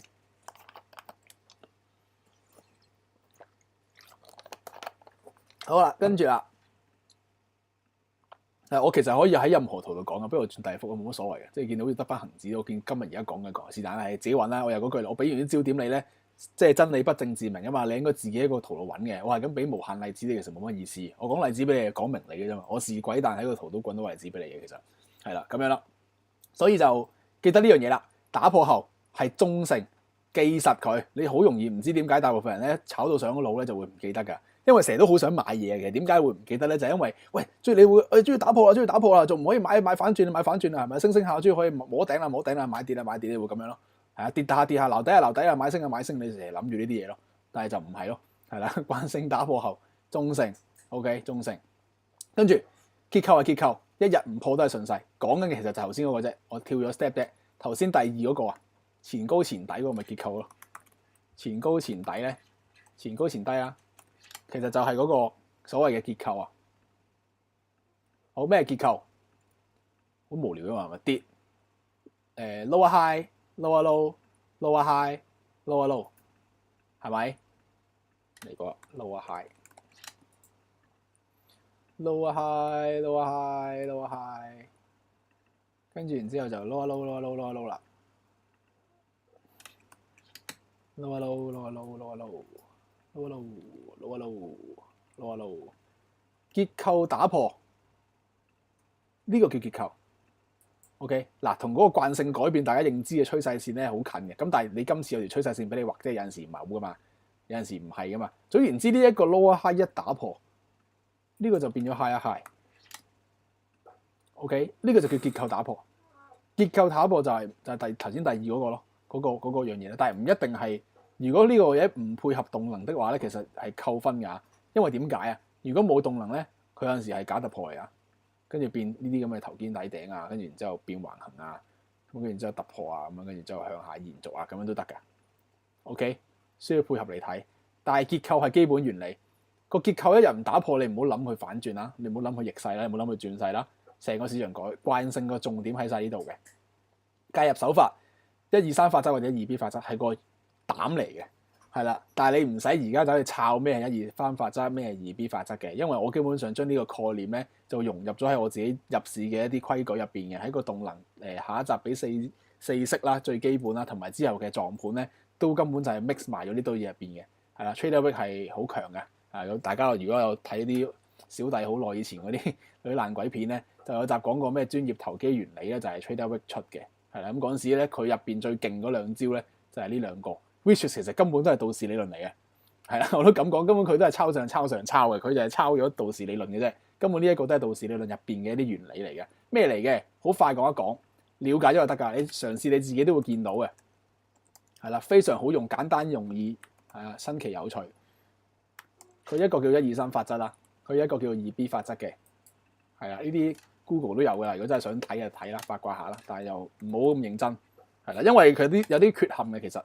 係有啲缺陷嘅，所以我唔係真係 exactly 咁樣用。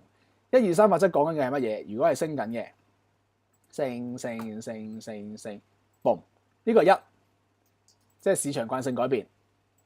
呢個係1，係啊，123法則即係行123啊要，呢個係1，哎呀太細添，1都係太細添，大一格啦，20，係啦，呢個叫1，跟住。無法創出新高，叫2。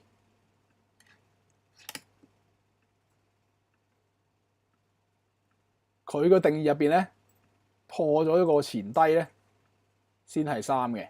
嗱 which 我覺得太慢啦，所以我唔係咁用嘅。但係你了解呢個節奏先，你喺市場入邊都會成日見到嘅。所以個 list 入邊，一係破趨勢線，佢嘅定義係咁嘅 which is 我都係覺得唔好噶啦，係啦，即係咁啊唔好話佢唔好啦，佢嗰個年代係耐啲噶嘛，咁我都係即係後人係 base on啲前人做嘢噶嘛，咁梗係有優化啦，係咪？二係無法創新高或者新低啦，即係睇你升定跌嘅啫。跟住係破前低或者前高啦。OK， 佢整體個概念1、2、3法則係咁樣嘅。which is 我頭先就彌補咗呢樣嘢㗎啦。其實佢破趨勢線講緊嘅係打破慣性啊嘛。我就為打破慣性提出咗頭先嗰個好啲嘅定義㗎啦。OK， 一個係所謂破趨勢線啦，破趨勢啦，但係你要配合埋有冇破嗰個結構啦，前高前低啦，同埋有冇動能，有動能先計，冇動能唔計，係啦。OK， 跟住佢第二就係 high low， 即係 low high high low 啫嘛。其實無法創新高新低，咪即係 low high high low 咯。同一時間咪有我哋平時嗰啲啦，咩黃金比率618啊，跟住然之後前頂前底啊，係啦，或者你將佢睇成即係嗰啲頭肩底啊、頭肩頂嗰啲都係咁啫嘛。嗱，呢個左肩咯，係嘛？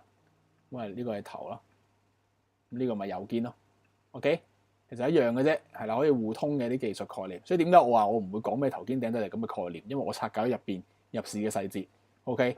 第三，破前低前高，佢認為要破咗先做啊！我話覺得太遲啦，唔好搞呢啲嘢，係啦，即係因為好危險嘅咁樣就，即係呢啲位就可以出事啦。咁啊，今日唔講出市嘅，唔講出入市嘅。OK， 2B 咩嚟嘅？2B 其實即係假突破，係啦，唔好複雜化啦。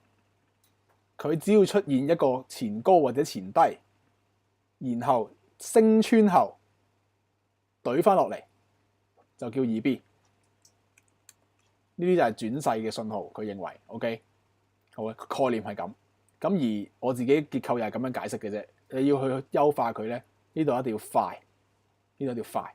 OK， 第三堂會講嘅，所以唔好詳細啦。不過你睇咗先，了解咗先啦，好唔好？因為你之後練習嘅時候，你要了解咗呢個原理。你唔識入唔緊要嘅，呢一刻唔使點入市住嘅，你睇得明先。OK， 所以呢個睇咗先啦。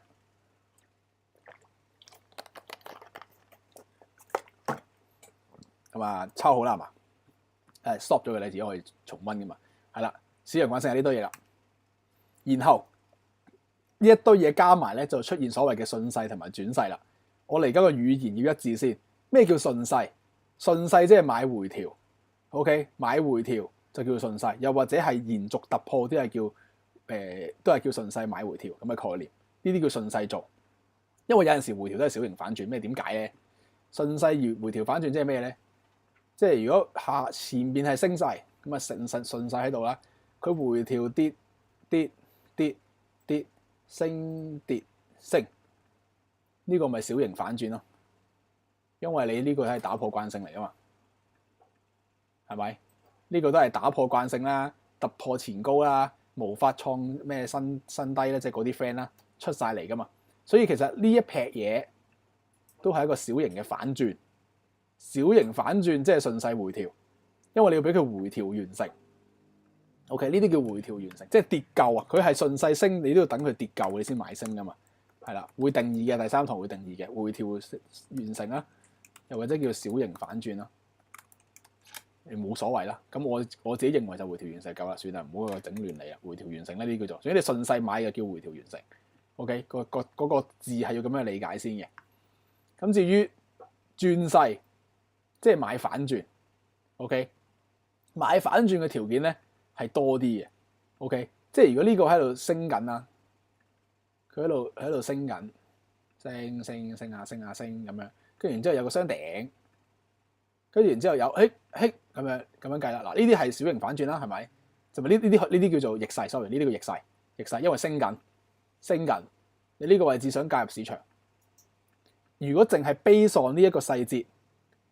淨係非常呢一個細節，你買緊嘅其實係升嘅回調。第一步，你最保守只能夠咁樣睇呢度，你只能夠咁樣做，因為個市可以係落到嚟呢度做雙底，即係大雙底啊，1啊2啊，佢可以咁樣做嘅。OK， 所以 base on呢個勢頭，你仲未可以咁樣做嘅。所以呢一刻嘅你其實叫做買逆勢，買逆勢都可以玩嘅，冇話唔入得，合理嘅，因為出咗呢啲基本嘅少少嘅反轉啊嘛。咁咩叫做條件需要更多啊？呢個位就係你需要頭先恒指嗰個 case 啊，恒指個 case 係所謂條件更多啦。呢一啲啊，又黃金比率咩延伸又支持，跟住嗰個橫行又呃咗人，又跌咗，跟住個三角形又 fit 你，跟住即係多啲條件咧先會做到嘅。而嗱，梗係唔係咁簡單啦。我動能嗰度會講嘅，動能同埋之後嘅嘢會詳細啲講嘅。呢個你了解咗先。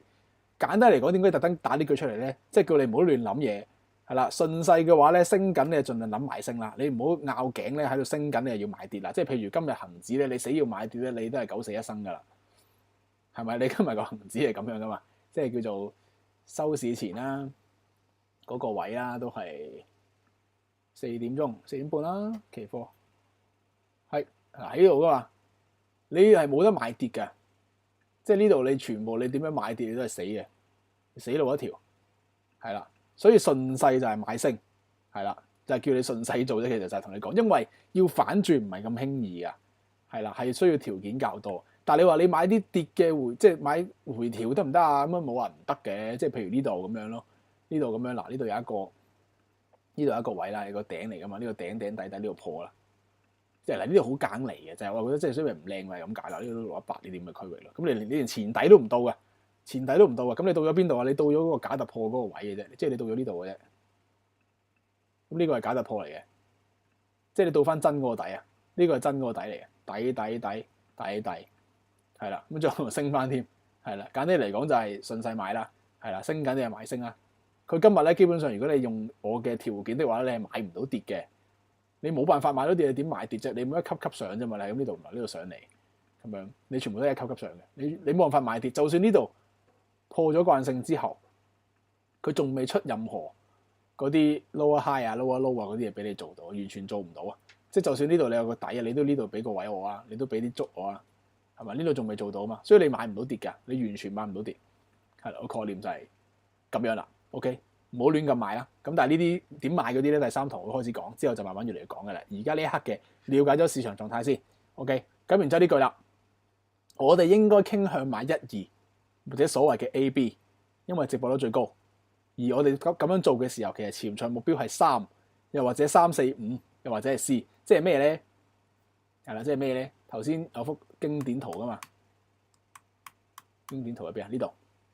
OK， 呢個叫1啦，呢個2啦，唔係呢個 sorry， 呢個1，呢個1，呢個2係算啦。啊呢度話易啲講，係 boom boom boom boom boom boom boom boom boom boom。OK， 又或者咁樣啦。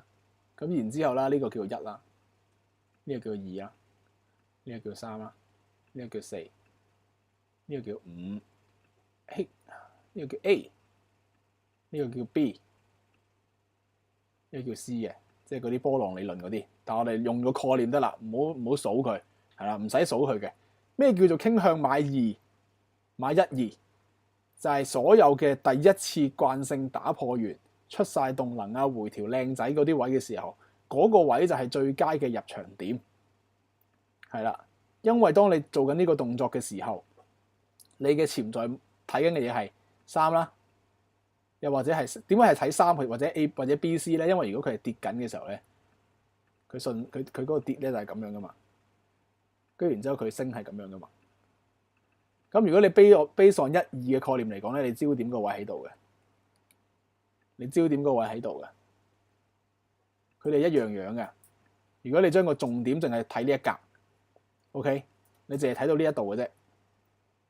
OK， 所以你一見到1、2就要懟佢噶啦，靚嘅時候，因為你潛在目標係3啦、3、4、5啦，又或者係如果係跌嘅話就係 B、C 咯，係啦。所以你一做第一下轉勢嘅時候，係最容易捕捉到利潤。佢跑唔跑到3、4、5，我哋唔知。我哋跑3、4、5靠嘅係食半流半，但係跑到3就通常都得，係啦。即係個理想情況咧，就係呢度你會入市。呢度你會止蝕，呢度你會第一關，係啦，呢度你會係第一關，呢度你會係風箏，係啦。咁你點樣知風唔風箏啊？你到咗呢個目標，你食一半啦，跟住你推呢度食一半，一到位食一半，跟住推保本啦，跟住你等佢跑，你唔知佢跑啲咩出嚟嘅，其實你咪等佢跑咯。佢究竟係呢個位跑延續升啊，定係呢度就反轉咧？係咪你唔知啊嘛？係啦，但係你就唔好理佢啦。即係有啲可能佢唔係，可能做咗大啲嘅橫行嘅咋。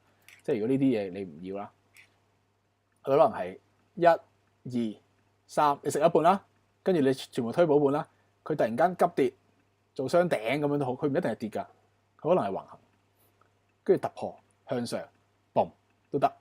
OK， 所以點解成日話要食半牛半？因為我哋根本就冇辦法預估市場會點樣跑，因為市場永遠都係趨勢橫咁去交疊交織而成嘅，我哋冇辦法完全估到，好似估唔到，但係又估到咁嘅概念啦，你當。咁而我哋入市嘅時候就係1、2，係啦，或者所謂嘅 A、B 呢啲咪 A、B、C 咯，即係回調 A、B、C 順勢1、2、3、4、5啊嘛，個概念嚟嘅啫。1、2同 A、B 嘅本質其實一樣嘅，即係都係打破第一下，跟住 high low 或者 low high， 跟住升，係啦，即係同頭先嘅市場慣性改變嗰啲嘢咧，其實係同出一轍嘅，係啦。呢個位純粹俾個概念，大家要記得啫，係啦，要記得嗰個概念好重要嘅。呢個係個買法個原理，係啊，你點樣切入市場嘅原理 ？OK， 冇提過點樣買啊 ？OK， 你睇咗先啊 ？OK， 第3集就會講點樣入，同埋之後會講得越嚟越多嘅。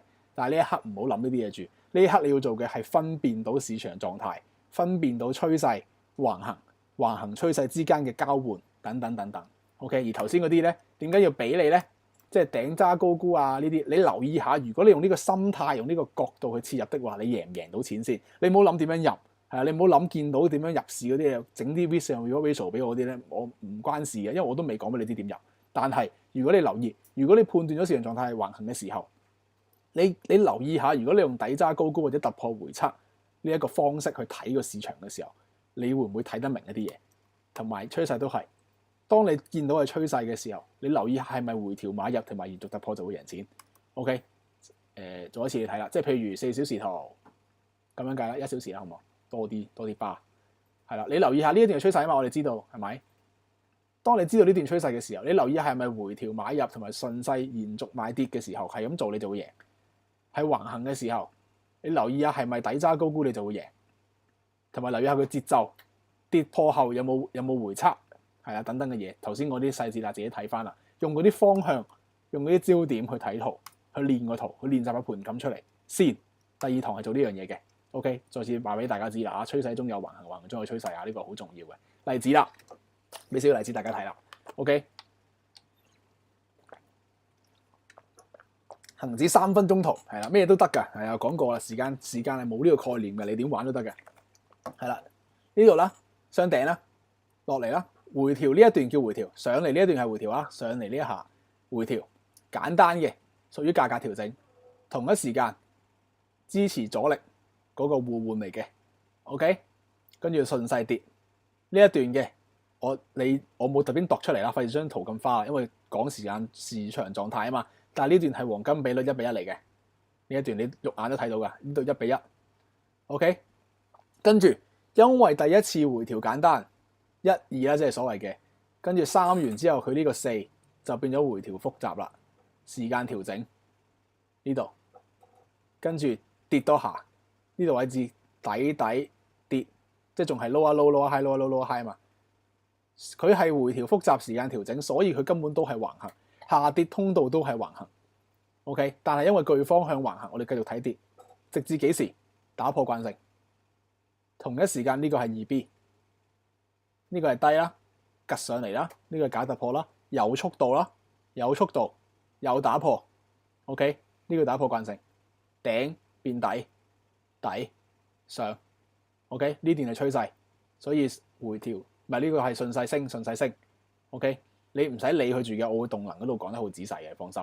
跟住呢度位置頂啦，頂又變底啦，又向上啦，跟住246係阻力啦，所以擋住咗啦，咁咪擋住咗咯。1個2個，呢個係2B 嚟啦，係咪？一個頂兩個頂，趌上去突破，急速抽落嚟 2B 啦，假突破啦，跟住落啦，又係啦，回測啦，幾無聊，係落翻嚟支持變阻力又跌啦。OK， 個解讀係咁樣嘅呢幅，下幅一樣啦。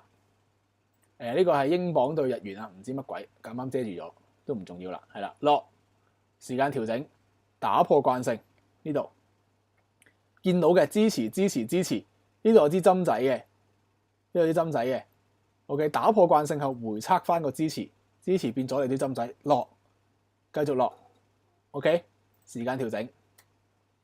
OK， 呢度你見到㗎，佢係打破前高啊，有冇速度啊？冇速度，係啦。咩叫速度啊？呢啲叫速度。OK， 呢度冇速度，係啦，所以佢仲係橫行。呢啲叫速度，跌落嚟咪速度幾快？幾支巴嘣嘣嘣嘣咁樣車落嚟啦，好直觀就咁望嘅啫。OK， 呢度車落嚟，打破慣性啦，支持啦，變阻力啦，落啦。呢度有個支持變阻力啦，紅色線呢度拆晒嚟睇嘅話仲得，支持，一底兩底，一頂兩頂，呢嚿嘢係橫行嚟嘅。OK， 橫行跌 retest 有回測嘅，所以一橫行突破，如果要繼續跌或者順勢跑，通常都有回測嘅。呢度 base 上呢一嚿都係一頂兩頂，一底兩底，兩頂兩底係橫行突破回測落。呢度又係啦，突然間升勢係咁hö上嚟，打破咗前高 structure 改變，結構改變，速度有 OK， 趨勢線都有啦。你有呢個畫碼你自己中意啦，冇乜重要，因為如果你咁樣畫又得，咁樣畫又得嘅。所以簡單嚟講係容易睇咧，係打破個 structure 同埋嗰個速度係易睇啲嘅。OK， 打破速度係諗咩啊？諗橫行，諗中性，變中性。OK， 一底兩底，一頂兩頂。開始係橫行，所以就係底揸高沽，底揸高沽。OK， 直至到呢個位高沽一下，但係突破咗啦。呢個位你係會避得到嘅，動能會講點解呢啲位唔可以沽，但係呢啲位可以沽，有得解嘅。OK， 突破後呢個位陽燭突破 retest 升呢一個橫行區嘅量度1:1，係啦。呢個跳一跳先啊，之前唔記得講啊。點解呢個黃金比率咧有個2咧？因為俾你度2倍㗎。呢個唔係黃金比率嚟㗎，即係回調比率啊！回調比率入邊咧，我咪得0.618啫嘛，係咪？跟住仲有個2啊嘛，其實係俾你點樣用咧？我唔記得講啊，唔好意思啊。即係譬如個橫行區喺呢度，係啦，佢突破咗，係啊橫，突破咗落嚟咁樣，你可以點樣度咧？第一招係啦，黃金比率，喂，乖。係啦，黃金比率延伸又得，呢個又得。你用呢一個回調比率由底拉到頂，係啦，佢呢個2咧，其實就係呢個嘅2倍啫嘛。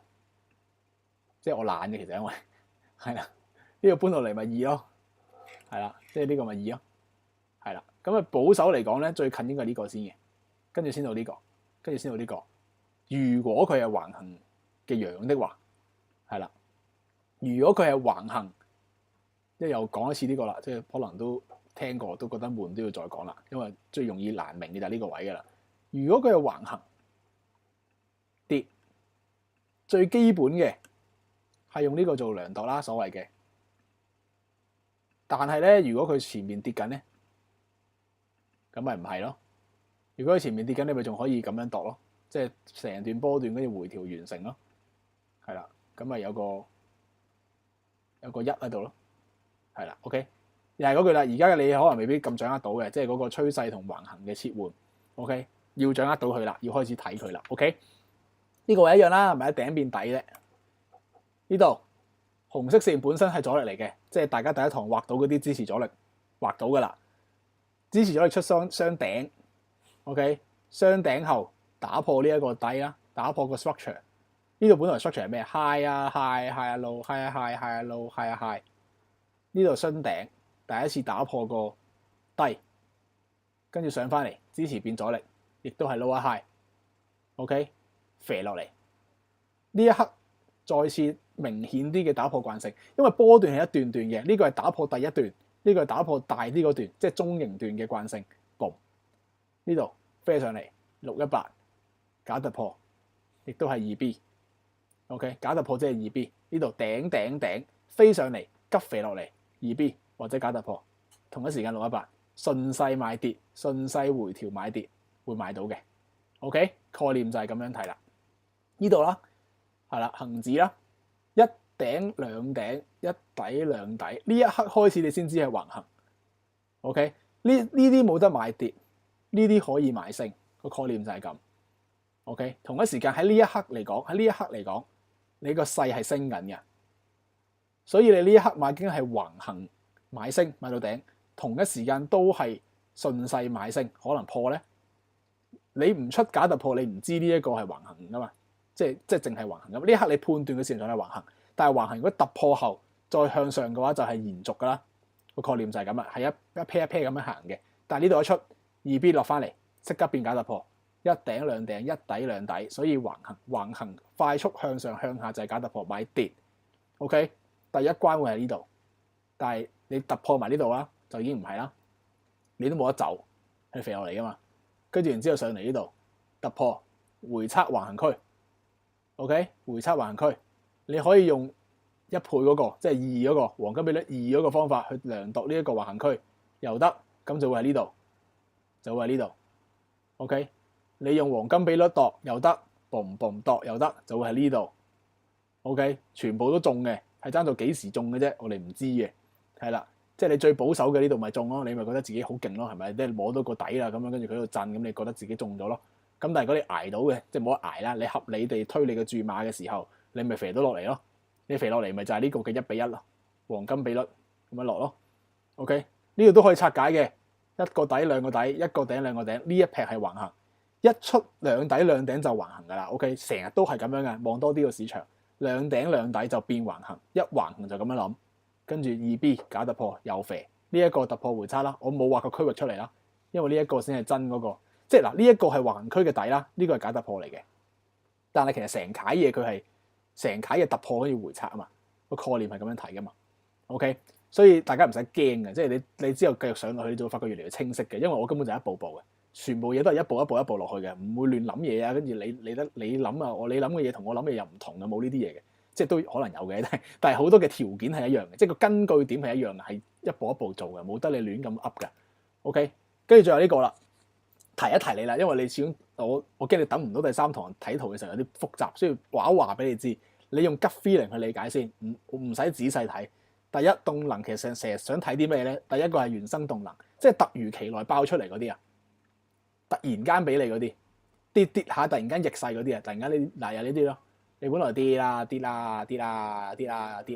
如其來呢一段就叫原生動能，無啦啦嘅，9唔搭8嘅 ，OK 呢一段突然間好快嗰啲啊，突然間好快逆勢嗰啲就叫原生動能 ，OK， 跟住回調嘅深度同埋速度我哋要留意嘅，即係頭先講嘅順勢睇回調啫嘛，趨勢嘅時候我哋係焦點唔係嗰個方向，係反方向 ，OK， 你睇緊升嘅，你要睇跌嘅嘢。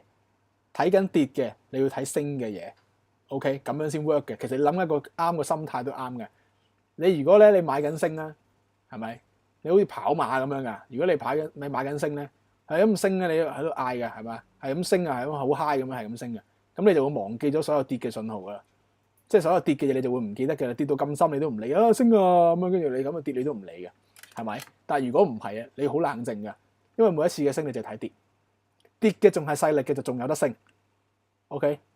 跌一跌得深，即係所謂嘅回調深度或者速度，跌一跌得深，佢下一個向上你就要小心啦，因為一跌得深，下一個向上好多時候都係 lower high 啦，或者平頂啦，或者變橫行，所以佢跌得深你係唔使驚嘅，跌得深你係唔會死嘅，因為佢跌得深咁樣升，佢跌得深之後咧，好多時都會有 lower high 嘅，佢都會趌翻上去俾你走嘅，好多時都係，除非佢破咗，係啦，破咗你未必啦，破咗就會咁樣，係咁啊破咗啦，破咗就冇啦，咁你會推保本噶嘛，你會推保利噶嘛，所以你啱咗方向你就贏錢噶啦，其實你最多食少啲啫，食少啲都係贏錢，嚇你唔好食少啲都唔開心啊，呢啲好奇怪嘅思維嚟㗎 ，OK， 然之後速度啦，速度就係速度，快嗰啲頭先嘅例子，呢啲咪快咯，呢度假突破呢啲咪快咯，boom 兩支特別大力嘅。一路都冇嘅，快慢呢啲嘢就好直觀嘅，即係直接直對睇比較出嚟嘅，呢啲咪快咯，呢啲咪快咯，係啦，你比較出嚟個動能睇圖比較出嚟嘅 ，OK， 所以呢個焦點就喺呢度，咦，去翻個幅，係啦，動能抵消，咩叫動能抵消？一升一跌就變橫行，一跌一升都變橫行。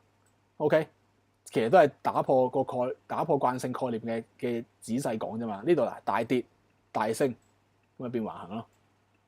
OK， 唔係得呢度㗎，我隨便揾都揾到㗎。呢度啊，嗱，因為咁講大跌大升，你要先諗橫行，大跌大升。OK， 咁啊呢度係頭肩底啦個 K， 跟住就升啦，跟住然之後呢一段升又俾呢段跌去抵消咗啦，抵消完之後咪橫行咯。咩叫動能抵消咧？就係呢一撇啊，即係譬如呢一度係抵消咗，跌同升抵消咗，呢度又係呢一段升同呢段跌抵消咗。OK， 咁你就要估橫行噶啦，一抵消就要估橫行，即係停止睇順勢咁嘅概念。點解咧？其實你諗你調轉用另一個 case 諗，你都會諗得到嘅。平時係咪成日叫大家用黃金比率啊？咁樣噶嘛？平時成日叫大家用黃金比率啦，咁樣肥落嚟啊！黐線我隻眼真係咁樣，即係咁嘅概念啦。回調咁樣成日都咁樣提噶嘛。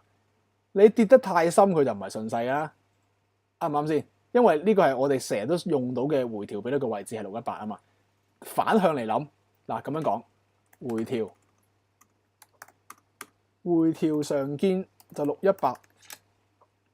OK， 我哋俾 buffer， 即係超過大概80% 咁計啦，俾多咗你啦，或者即係75至80啦，呢個概念嚟嘅啫，就不是順勢咯，不是順勢就等於中性，就等於橫行。OK。呢個好重要啊！又係明白佢，你都明白個原理，你就知點解啲嘢全部都係層層咧堆疊同埋融和嘅。OK， 呢個順勢，平時點解我哋捉618？因為佢仲係順勢，即係仲係升緊，跌就即係淨係跌緊啦。OK， 我哋用順勢逆勢講啦，唔用升跌講啦。OK， 仲係618升嘅就叫順勢，佢超過太多佢就唔係順勢嘅。OK， 但係佢未必係跌，係啦，因為可以係橫行。OK， 佢可以係落翻嚟打個雙底、雙頂。OK， 又得，又或者打個三角形又得 ，OK， 又或者打個擴散又得，係啦，好悶啦。又或者係啦，打個撈一撈、撈一 high、撈一撈通道 ，OK， 又得。但係你會觀察到嘅，總言之，佢個回調一太深就唔係順勢，一唔係順勢就係中性，一係中性即係橫行，一橫行就即係呢幾款 ，OK， 其實就係咁玩嘅啫。而你冇辦法避免橫行，因為橫行係70%時間都係橫行。市場有70%，你睇下佢特別多款，你就知佢多啲機會啦。同埋個概念都好容易明白啫。冇橫行就冇吸貨派貨，冇吸貨派貨就冇拉升段去賺錢。咁你一定係積存咗一紮人喺度，你再戳爆佢先有錢賺噶嘛。所以大部分情況下都係積存緊動力㗎，係咪？即係或者你用男女兩公婆鬧交咁樣，你一定係冷戰好耐啊！你屈埋好多嘢啊，係咪？佢又撩鼻屎，跟住你又唔衝刺咁樣，加埋咁樣積好多呢啲嘢噶嘛。你爆一下嘅啫，係咪？即係你咁樣有幾耐爆啊？係咪？你一係就冷戰咁樣時間調整，因為你價格調整啊，嗱臨肥佢一嘢，即係你一定係快嘅，爆係快噶嘛，谷係耐噶嘛，所以谷係最耐嘅，所以最多情況下都係谷緊，係個市場都係咁樣嘅，係啊，大部分情況下都係谷緊嘅。OK。跟住啦，所以呢幾樣嘢留意，即係當你判斷個市場嘅時候，你呢個細節俾你去睇嘅，係啦，俾啲牽你睇嘅，原生動能啦、速度啦、回調深度啦，同埋回調速度啦，同埋動能抵消，之後會講得更加仔細嘅。呢一刻唔好太複雜地去思考佢。OK， 而家要做啲乜嘢？好，拍埋先，頂住，一樣啦，都係咁練嘅啫。以後所有課堂都係咁練噶啦，你都係睇唔明嘅定格睇。係啦，開始睇得明你係重播睇，係咁嘅概念嘅啫，永遠都係咁練嘅，唔會有第二招噶啦。OK， 但係你今次練要開始結合啦，結合 L1 即係lesson 1嘅支持阻力啦，分別係互換區、突破區、黃金比率，即係我頭先做俾你睇嗰啲嘢，我有結合噶嘛，結合啲阻力支持啊，係咪？結合啲黃金比率啊，阻力支持啊 ，OK 呢度啊，阻力支持啊，橫行啊，即係我同一時間又要分到市場狀態，同一時間分到支持阻力。係嘛？係咪好難咧？唔係噶，因為你睇到識睇噶啦，你支持阻力已經睇到識背噶啦，你一望就望到噶啦，係咪？咁你仲可以互相印證添，係啦，仲可以互相幫手添，係啦，根本兩者係配合嘅，唔會話叫你睇多樣嘢難啲嘅，反而其實仲易咗嘅，因為第一、第二嘅嘢係會互相配合到嘅。OK， 所以你今次嘅練習去分辨市場狀態嘅時候，同一時間你要結合第一堂嘅支持阻力。OK， 你個焦點喺邊度？係我要你分啫，我要你分到係啦，你要分到市場狀態係啦。OK， 跟住你要留意嘅，我嗰個工具箱。哦，太多添咁得工具箱咧，係啦，工具箱。我第5堂即係下半部啊，第5堂咧係市場狀態嘅全解構嘅，第6堂係市場動能嘅全解構嘅，所以你下一堂都只係市場動能嘅基本嘢嚟嘅，係咁樣嘅。但係基本嘢可能你都覺得好難㗎，即係好似頭先咁樣，我都覺得係基本嘢嚟嘅市場狀態。咁值錢啦，係咪？你報基本嘢都已經咁勁啦，咁啊抵玩啦，係啦，即係呢一個你睇明咗先。即係呢個第2堂你睇明咗先，點樣判斷順勢、逆勢啊、轉勢啊，同埋嗰個狀態乜嘢你睇咗先。然後第5堂我會話俾你知有咩先兆，去判斷佢，去分析佢，去預判佢。OK， 然後你就可以定義個格局啊等等嘅嘢。動能一樣嘅，下一堂你會明㗎啦。OK， 咁啊一步一步嚟，記得。所以點解成日叫大家你唔好急，因為你都坦白講你急唔起，係啦。即係如果你要急去諗多啲嘢啊，諗啲複雜嘢啊，自己諗多咗啊，又話咁樣又唔同咁樣咧，你就會好多唔同嘅嘢去思考啦。然後你就做得唔專注嘅啫。係啦，第一個 slide 就講專注啦。我第一個 slide 就最重要啦，即係最緊要就係你專注，記得 step by step。OK， 呢一堂學完係市場狀態，你翻去練，你個焦點門都要分㗎啦。你係分市場狀態同埋支持阻力，同埋第一堂講過啦，你唔好怕好似好白痴咁樣讀出嚟啦。OK 㗎，講古仔係好勁嘅呢一招，即係而家係順勢跌啦，回調跌，延續跌，延續跌。回調跌有618跌呢度，咦動能改變，打破前頂，結構改變，市場慣性打破，動能抵消變橫行，頂底變橫行，突破。OK， 一路咁樣讀出嚟，講出嚟，睇出嚟，然後你同一時間喺度畫緊噶嘛，即係畫緊嗰啲線啊，呢個618啊咁你睇緊噶嘛，個概念就係咁樣咯。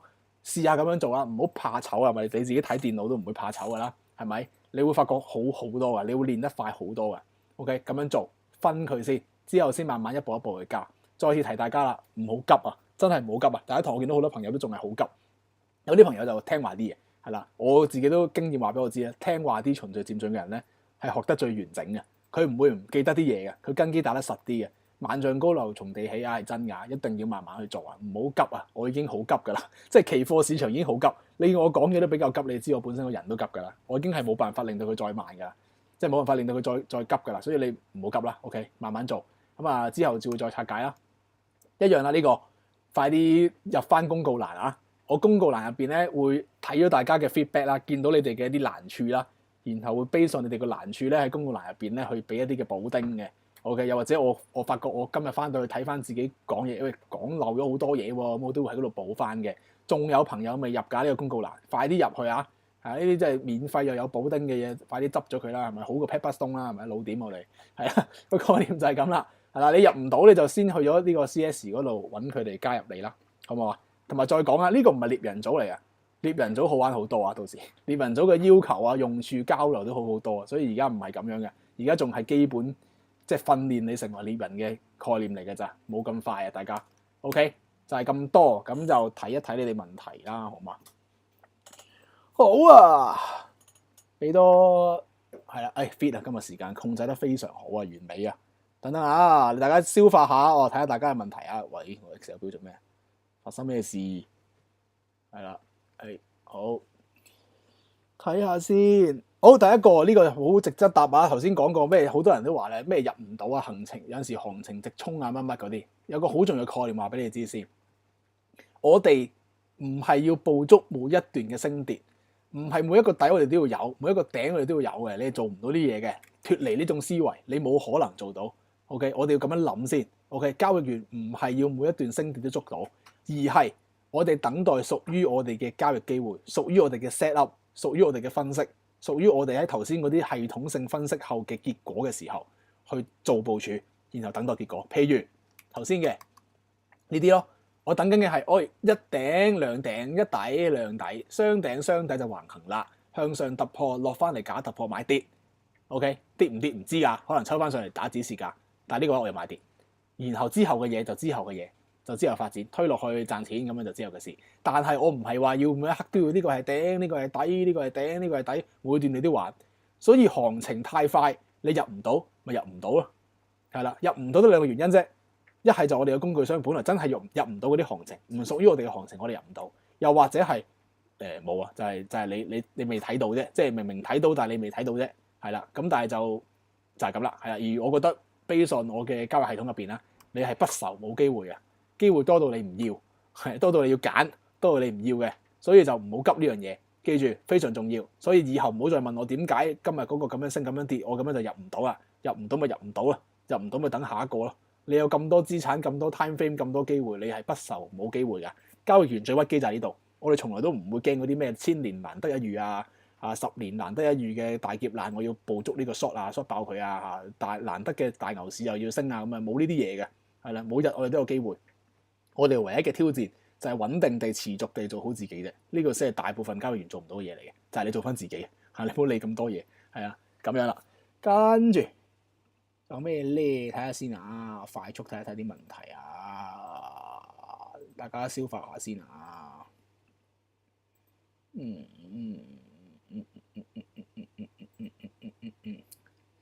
支持阻力嗰啲答咗啦，答咗啦，呢個以前。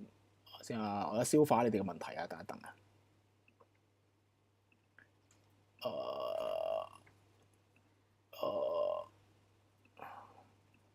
有啲人問嗰啲咩點為之企穩啊？大概幾多支陰陽燭啊？幾多時間啊？嗰啲全部我都未講噶嘛，未講你就唔好問啦。OK， 認真嘅，因為你諗多咗咧就冇意思嘅，係啦，呢一刻係冇意思嘅，遲啲會俾你嘅啦。而家嘅焦點就係焦點，今堂嘅焦點就係叫你分辨市場狀態同埋結合Lesson 1嘅狀態去做，快啲跟翻個步伐啦！呢個禮拜練嘅係 L1、L2 加埋，你分到支持阻力，再分埋市場狀態先，係啦。點樣入嗰啲全部唔關事 ，OK？ 就係咁啦。我冇叫你入市嘅，由頭到尾冇叫你入市嘅 ，OK？ 跟住咧係啦，一步一步嚟啊，唔好急啦，3個月啫嘛，係咪？3個月做完之後就有技能，就慢慢做咯，跟住一步一腳印咁樣慢慢做，3個月啊、半年啊、1年就打爆機啊！好啊，仲有啲咩咧？哇！呢個問題幾得意。平時食啲咩可以幫助思考？我有營養嘅食物啦，適量嘅運動啊，均衡飲食啊，早啲瞓咁啊。咁啊，仲有冇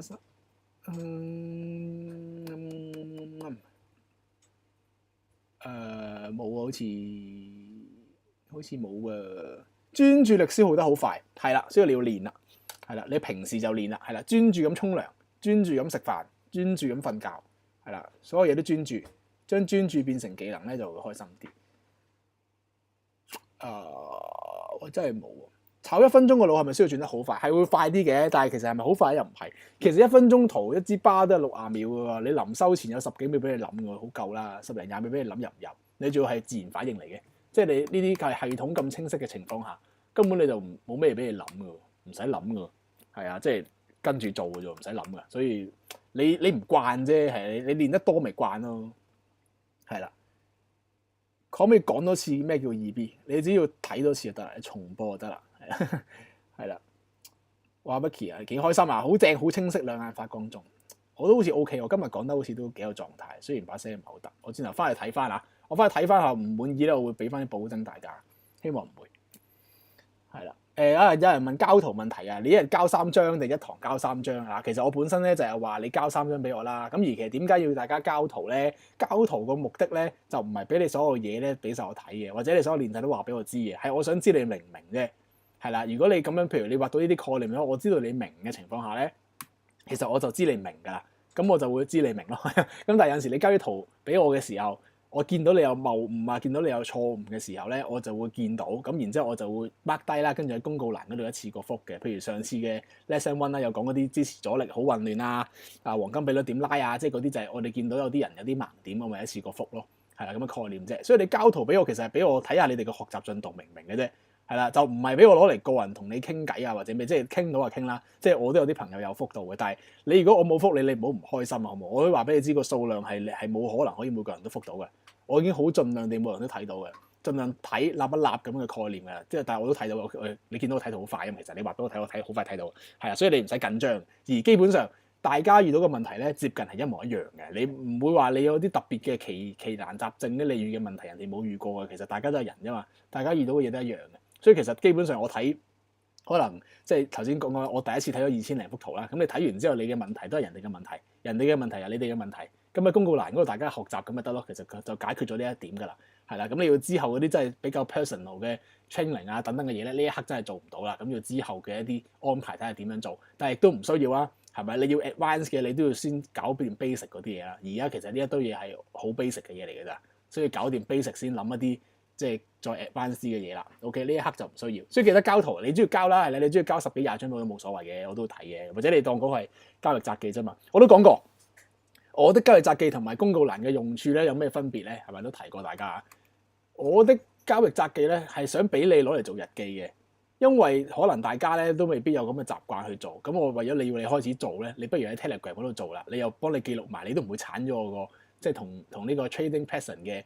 對話框架你都唔會鏟㗎啦，咁你咪擺住喺度先，當係自己交易札記嘅位咯，係啦。當然你自己開本 journal，你自己開啲書嚟 mark 低，梗係冇問題啦。呢啲係基礎要求嚟啫嘛。咁你無論係遇到一啲嘅即係心態嘅問題啊、技術嘅問題，你咪喺度自己 mark 低俾自己去成長咯。但係我就唔包喺度覆你嘅，我都講清楚先啊。好多朋友有時候誤會咧，可能驚你唔開心啊。即係我見到我覆你嘅係我咁啱覆你，係啦，但係我就唔包覆你嘅。OK，呢個位真係要原諒我啦，冇可能做到咁滯嘅，同埋本身都冇啦。本身喺嗰個課程嘅啟動嘅時候，本身就唔存在呢啲嘢嘅，連個 group 都冇嘅原先。係啦，而家已經有個公告欄啦，俾大家一齊有補丁學習啦，同埋有一個不定期有機會抽到獎我覆你嘅我的交易札記，同埋係俾你攞嚟自己練習嘅位嚟。咁但係我都要 base on 你哋肯交圖嘅。即係你哋肯交圖，我先睇到大家嘅一啲盲點啦，或者有機會嘅錯誤啦，然之後先可以擺喺公告欄嗰度同大家一齊學習噶嘛。所以其實而家呢一個嘅運行模式咧，已經係我認為係比較即係全面啦，同埋做得到嘅位嚟㗎啦。咁啊，大家繼續咁樣試下去做先，好唔好？咁就係啦，練多啲啦。其實你肯練多啲、睇多啲咧，大部分朋友都會有優勢見到㗎啦。我大部分嘅 feedback 見得到都係咁樣講嘅，你自己會知。你如果冇練到嘅話咧，咁啊冇㗎啦。即係你唔肯練，咁你咪自然唔識咯。你點睇，你點上堂都冇用㗎。你係一定要練嘅。係啦，下次飲水呢個係雪梨水嚟喎，好嘢喎。係啦，可以嚟個大整合嗎？頭先已經整合咗㗎啦喎，係啦，你要再睇一次喎，48個鐘頭，係啦，48個鐘頭，係啦。啊，仲有嗰啲咩1 tick 2 tick 嗰啲啊，大家唔好關注呢樣嘢，因為我熄鬼咗嗰啲，就係唔想大家咧，好似嗰啲人嗰啲咩藍剔唔藍剔嗰啲喺度唔開心啊。所以你點樣睇，我睇咗你都係1 tick 嘅，應該係啦，是但啦，總之大家為學習啫嘛，唔係為咗同我傾偈噶嘛，係嘛？咁啊，係啊，今堂係真係比較多嘢要消化噶，所以你要加油咯，係啊，你要加油咯。但係其實都幾清楚，係啊，都幾清楚，應該都 OK 嘅先。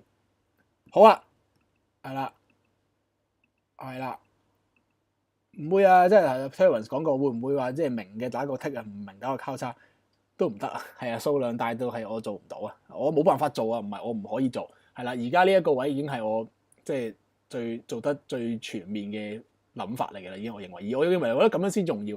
你個重要唔係我覆你啊嘛，你個重要係你學到啫嘛。係咪？所以其實你應該更加要專注喺個課堂內容入邊，你 drop down 一啲你要 drop 嘅嘢，然後喺市場入邊去練習，去睇多啲。然後公告欄會有一啲你哋大家都會遇到嘅問題嘅一啲補丁，或者我自己去見到你哋嘅狀態，或者我諗補充嘅時候有啲補丁。呢個就係成個而家個學習嘅配套嘅一個模組。OK，which 其實已經係即係坦白講已經係 bonus 嘅，本來都冇做呢一樣嘢嘅。咁但係我想大家真係學得好啲啦，係啦，希望大家真係學得好啲，所以去做。咁樣啦，係啦，然後你都見到其實有啲同學嘅功課係有水準嘅，係有啲同學嘅功課係有水準嘅。OK，所以就係咁啦，就係咁啦。有啲人話個範本係啦，個範本咧就係類似呢啲咁樣，係啦。你唔好全部俾晒我啦，因為可能你即係太多嘢，你反映到聽你明就得㗎啦。即係譬如呢度有啲簡單啲嘅，你想表達緊呢啲價格調整嘅概念嘅時間調整，你咪咁樣打咯。呢一堆都係範本嚟㗎，係啦，你明就得啦。係啦，即係你唔係每個橫行都話俾我睇咁樣，真係頂唔住嘅。因為所有嘅波段根本都係趨勢同橫行，係冇第三種嘅。所以如果 base on咁嘅概念嚟講咧，你每一 part 都可以畫嘢嘅。即係呢個你可以畫橫行，呢個你可以畫橫行突破假突破向上，你全部都畫到嘅。所以畫重要嘅、清楚嘅、明顯嘅、客觀就得啦。又係嗰個道理嘅啫。我哋畫圖為咗咩啊？為咗做部署，為咗計劃，所以要清晰、客觀、標準，係啦。太過細節嘅就唔需要太過執着嘅，係啦。我嘅睇圖其實已經好細節㗎啦，所以都唔使太過細節。譬如呢度咁樣咯，打破慣性啊、回測啊咁樣咯。咁你今次嘅話，如果你黃金比率嗰啲，你咪唔好度到成幅都係咯，即係你等到成幅都係，或者你全部資料都畫晒俾我嘅時候，幅圖會比較花㗎嘛，係咪？你自己衡量啦，係啦。我最緊要係知你明啫，係啦，我知你明就得啦。坦白講啦，你慢慢都唔會畫，唔通我自己畫圖而家會寫時間調整喺度咩？我唔會自己寫打破慣性喺度㗎嘛，係咪？我睇到就得㗎啦，即係個概念係咁㗎嘛。但係你練習途中嘅時候，你都可以即係你自己練嘅時候，你可以唔打嘅，你睇就得啦，你明就得啦。你了解咗，你知自己睇緊，你一步一步講緊，打破慣性呢個係橫行突破 retest， 你知就得啦。但係你唔使自己練都標個圖出嚟嘅。但係你 send 俾我睇嘅時候，你俾我明白啊嘛，咁我咪要去明白咯。其實個概念就係咁，最緊要你明，最緊要你做到，我都係實戰主義嚟嘅，係啦。總言之，你做到，你贏到，你賺到錢咁咪得咯。其實最重要一個概念就係咁，係啦，就係咁，係啦，係啊，識晒啲指標佢啊，唔該大家啊，真係識鬼晒佢啊！你再擺啲指標落去，我幫唔到你啊，你嘥自己啲3個月時間嘅啫。如果指標係幫到你啊，一早指標你賺緊錢啦，坦白講，係咪先？但係我都咁講，如果你上晒呢3個月後，你了解咗市場狀態，你了解咗動能，你了解咗位置，你淨係靠陰陽燭賺到錢嘅時候，你係轉翻指標，你都賺到錢嘅，因為你明白咗市場週期啊。我而家都可以用指標炒市㗎，我可以㗎，因為我明白咗個結構啊，個結構個週期先係最緊要。頭先講過嘛，嗰個工具箱入邊咧，其實最重要。最重要嘅係呢度啊，係個勢啊，係市場狀態。佢係咪好難咧？都唔係，但係佢好重要，係啦。而好多人都忽略咗，好多人就係因為畫位容易啊嘛，睇支巴容易啊嘛，咁咪大家都淨係講呢度咯。好多時 miss 咗喺度咯。但係呢度係最重要。而當你知道晒呢度嘅時候，你係可以用指標咧去替代呢啲嘢嘅，係得嘅。但係其實陰陽燭好啲，係啊，但係指標難啲啊嘛。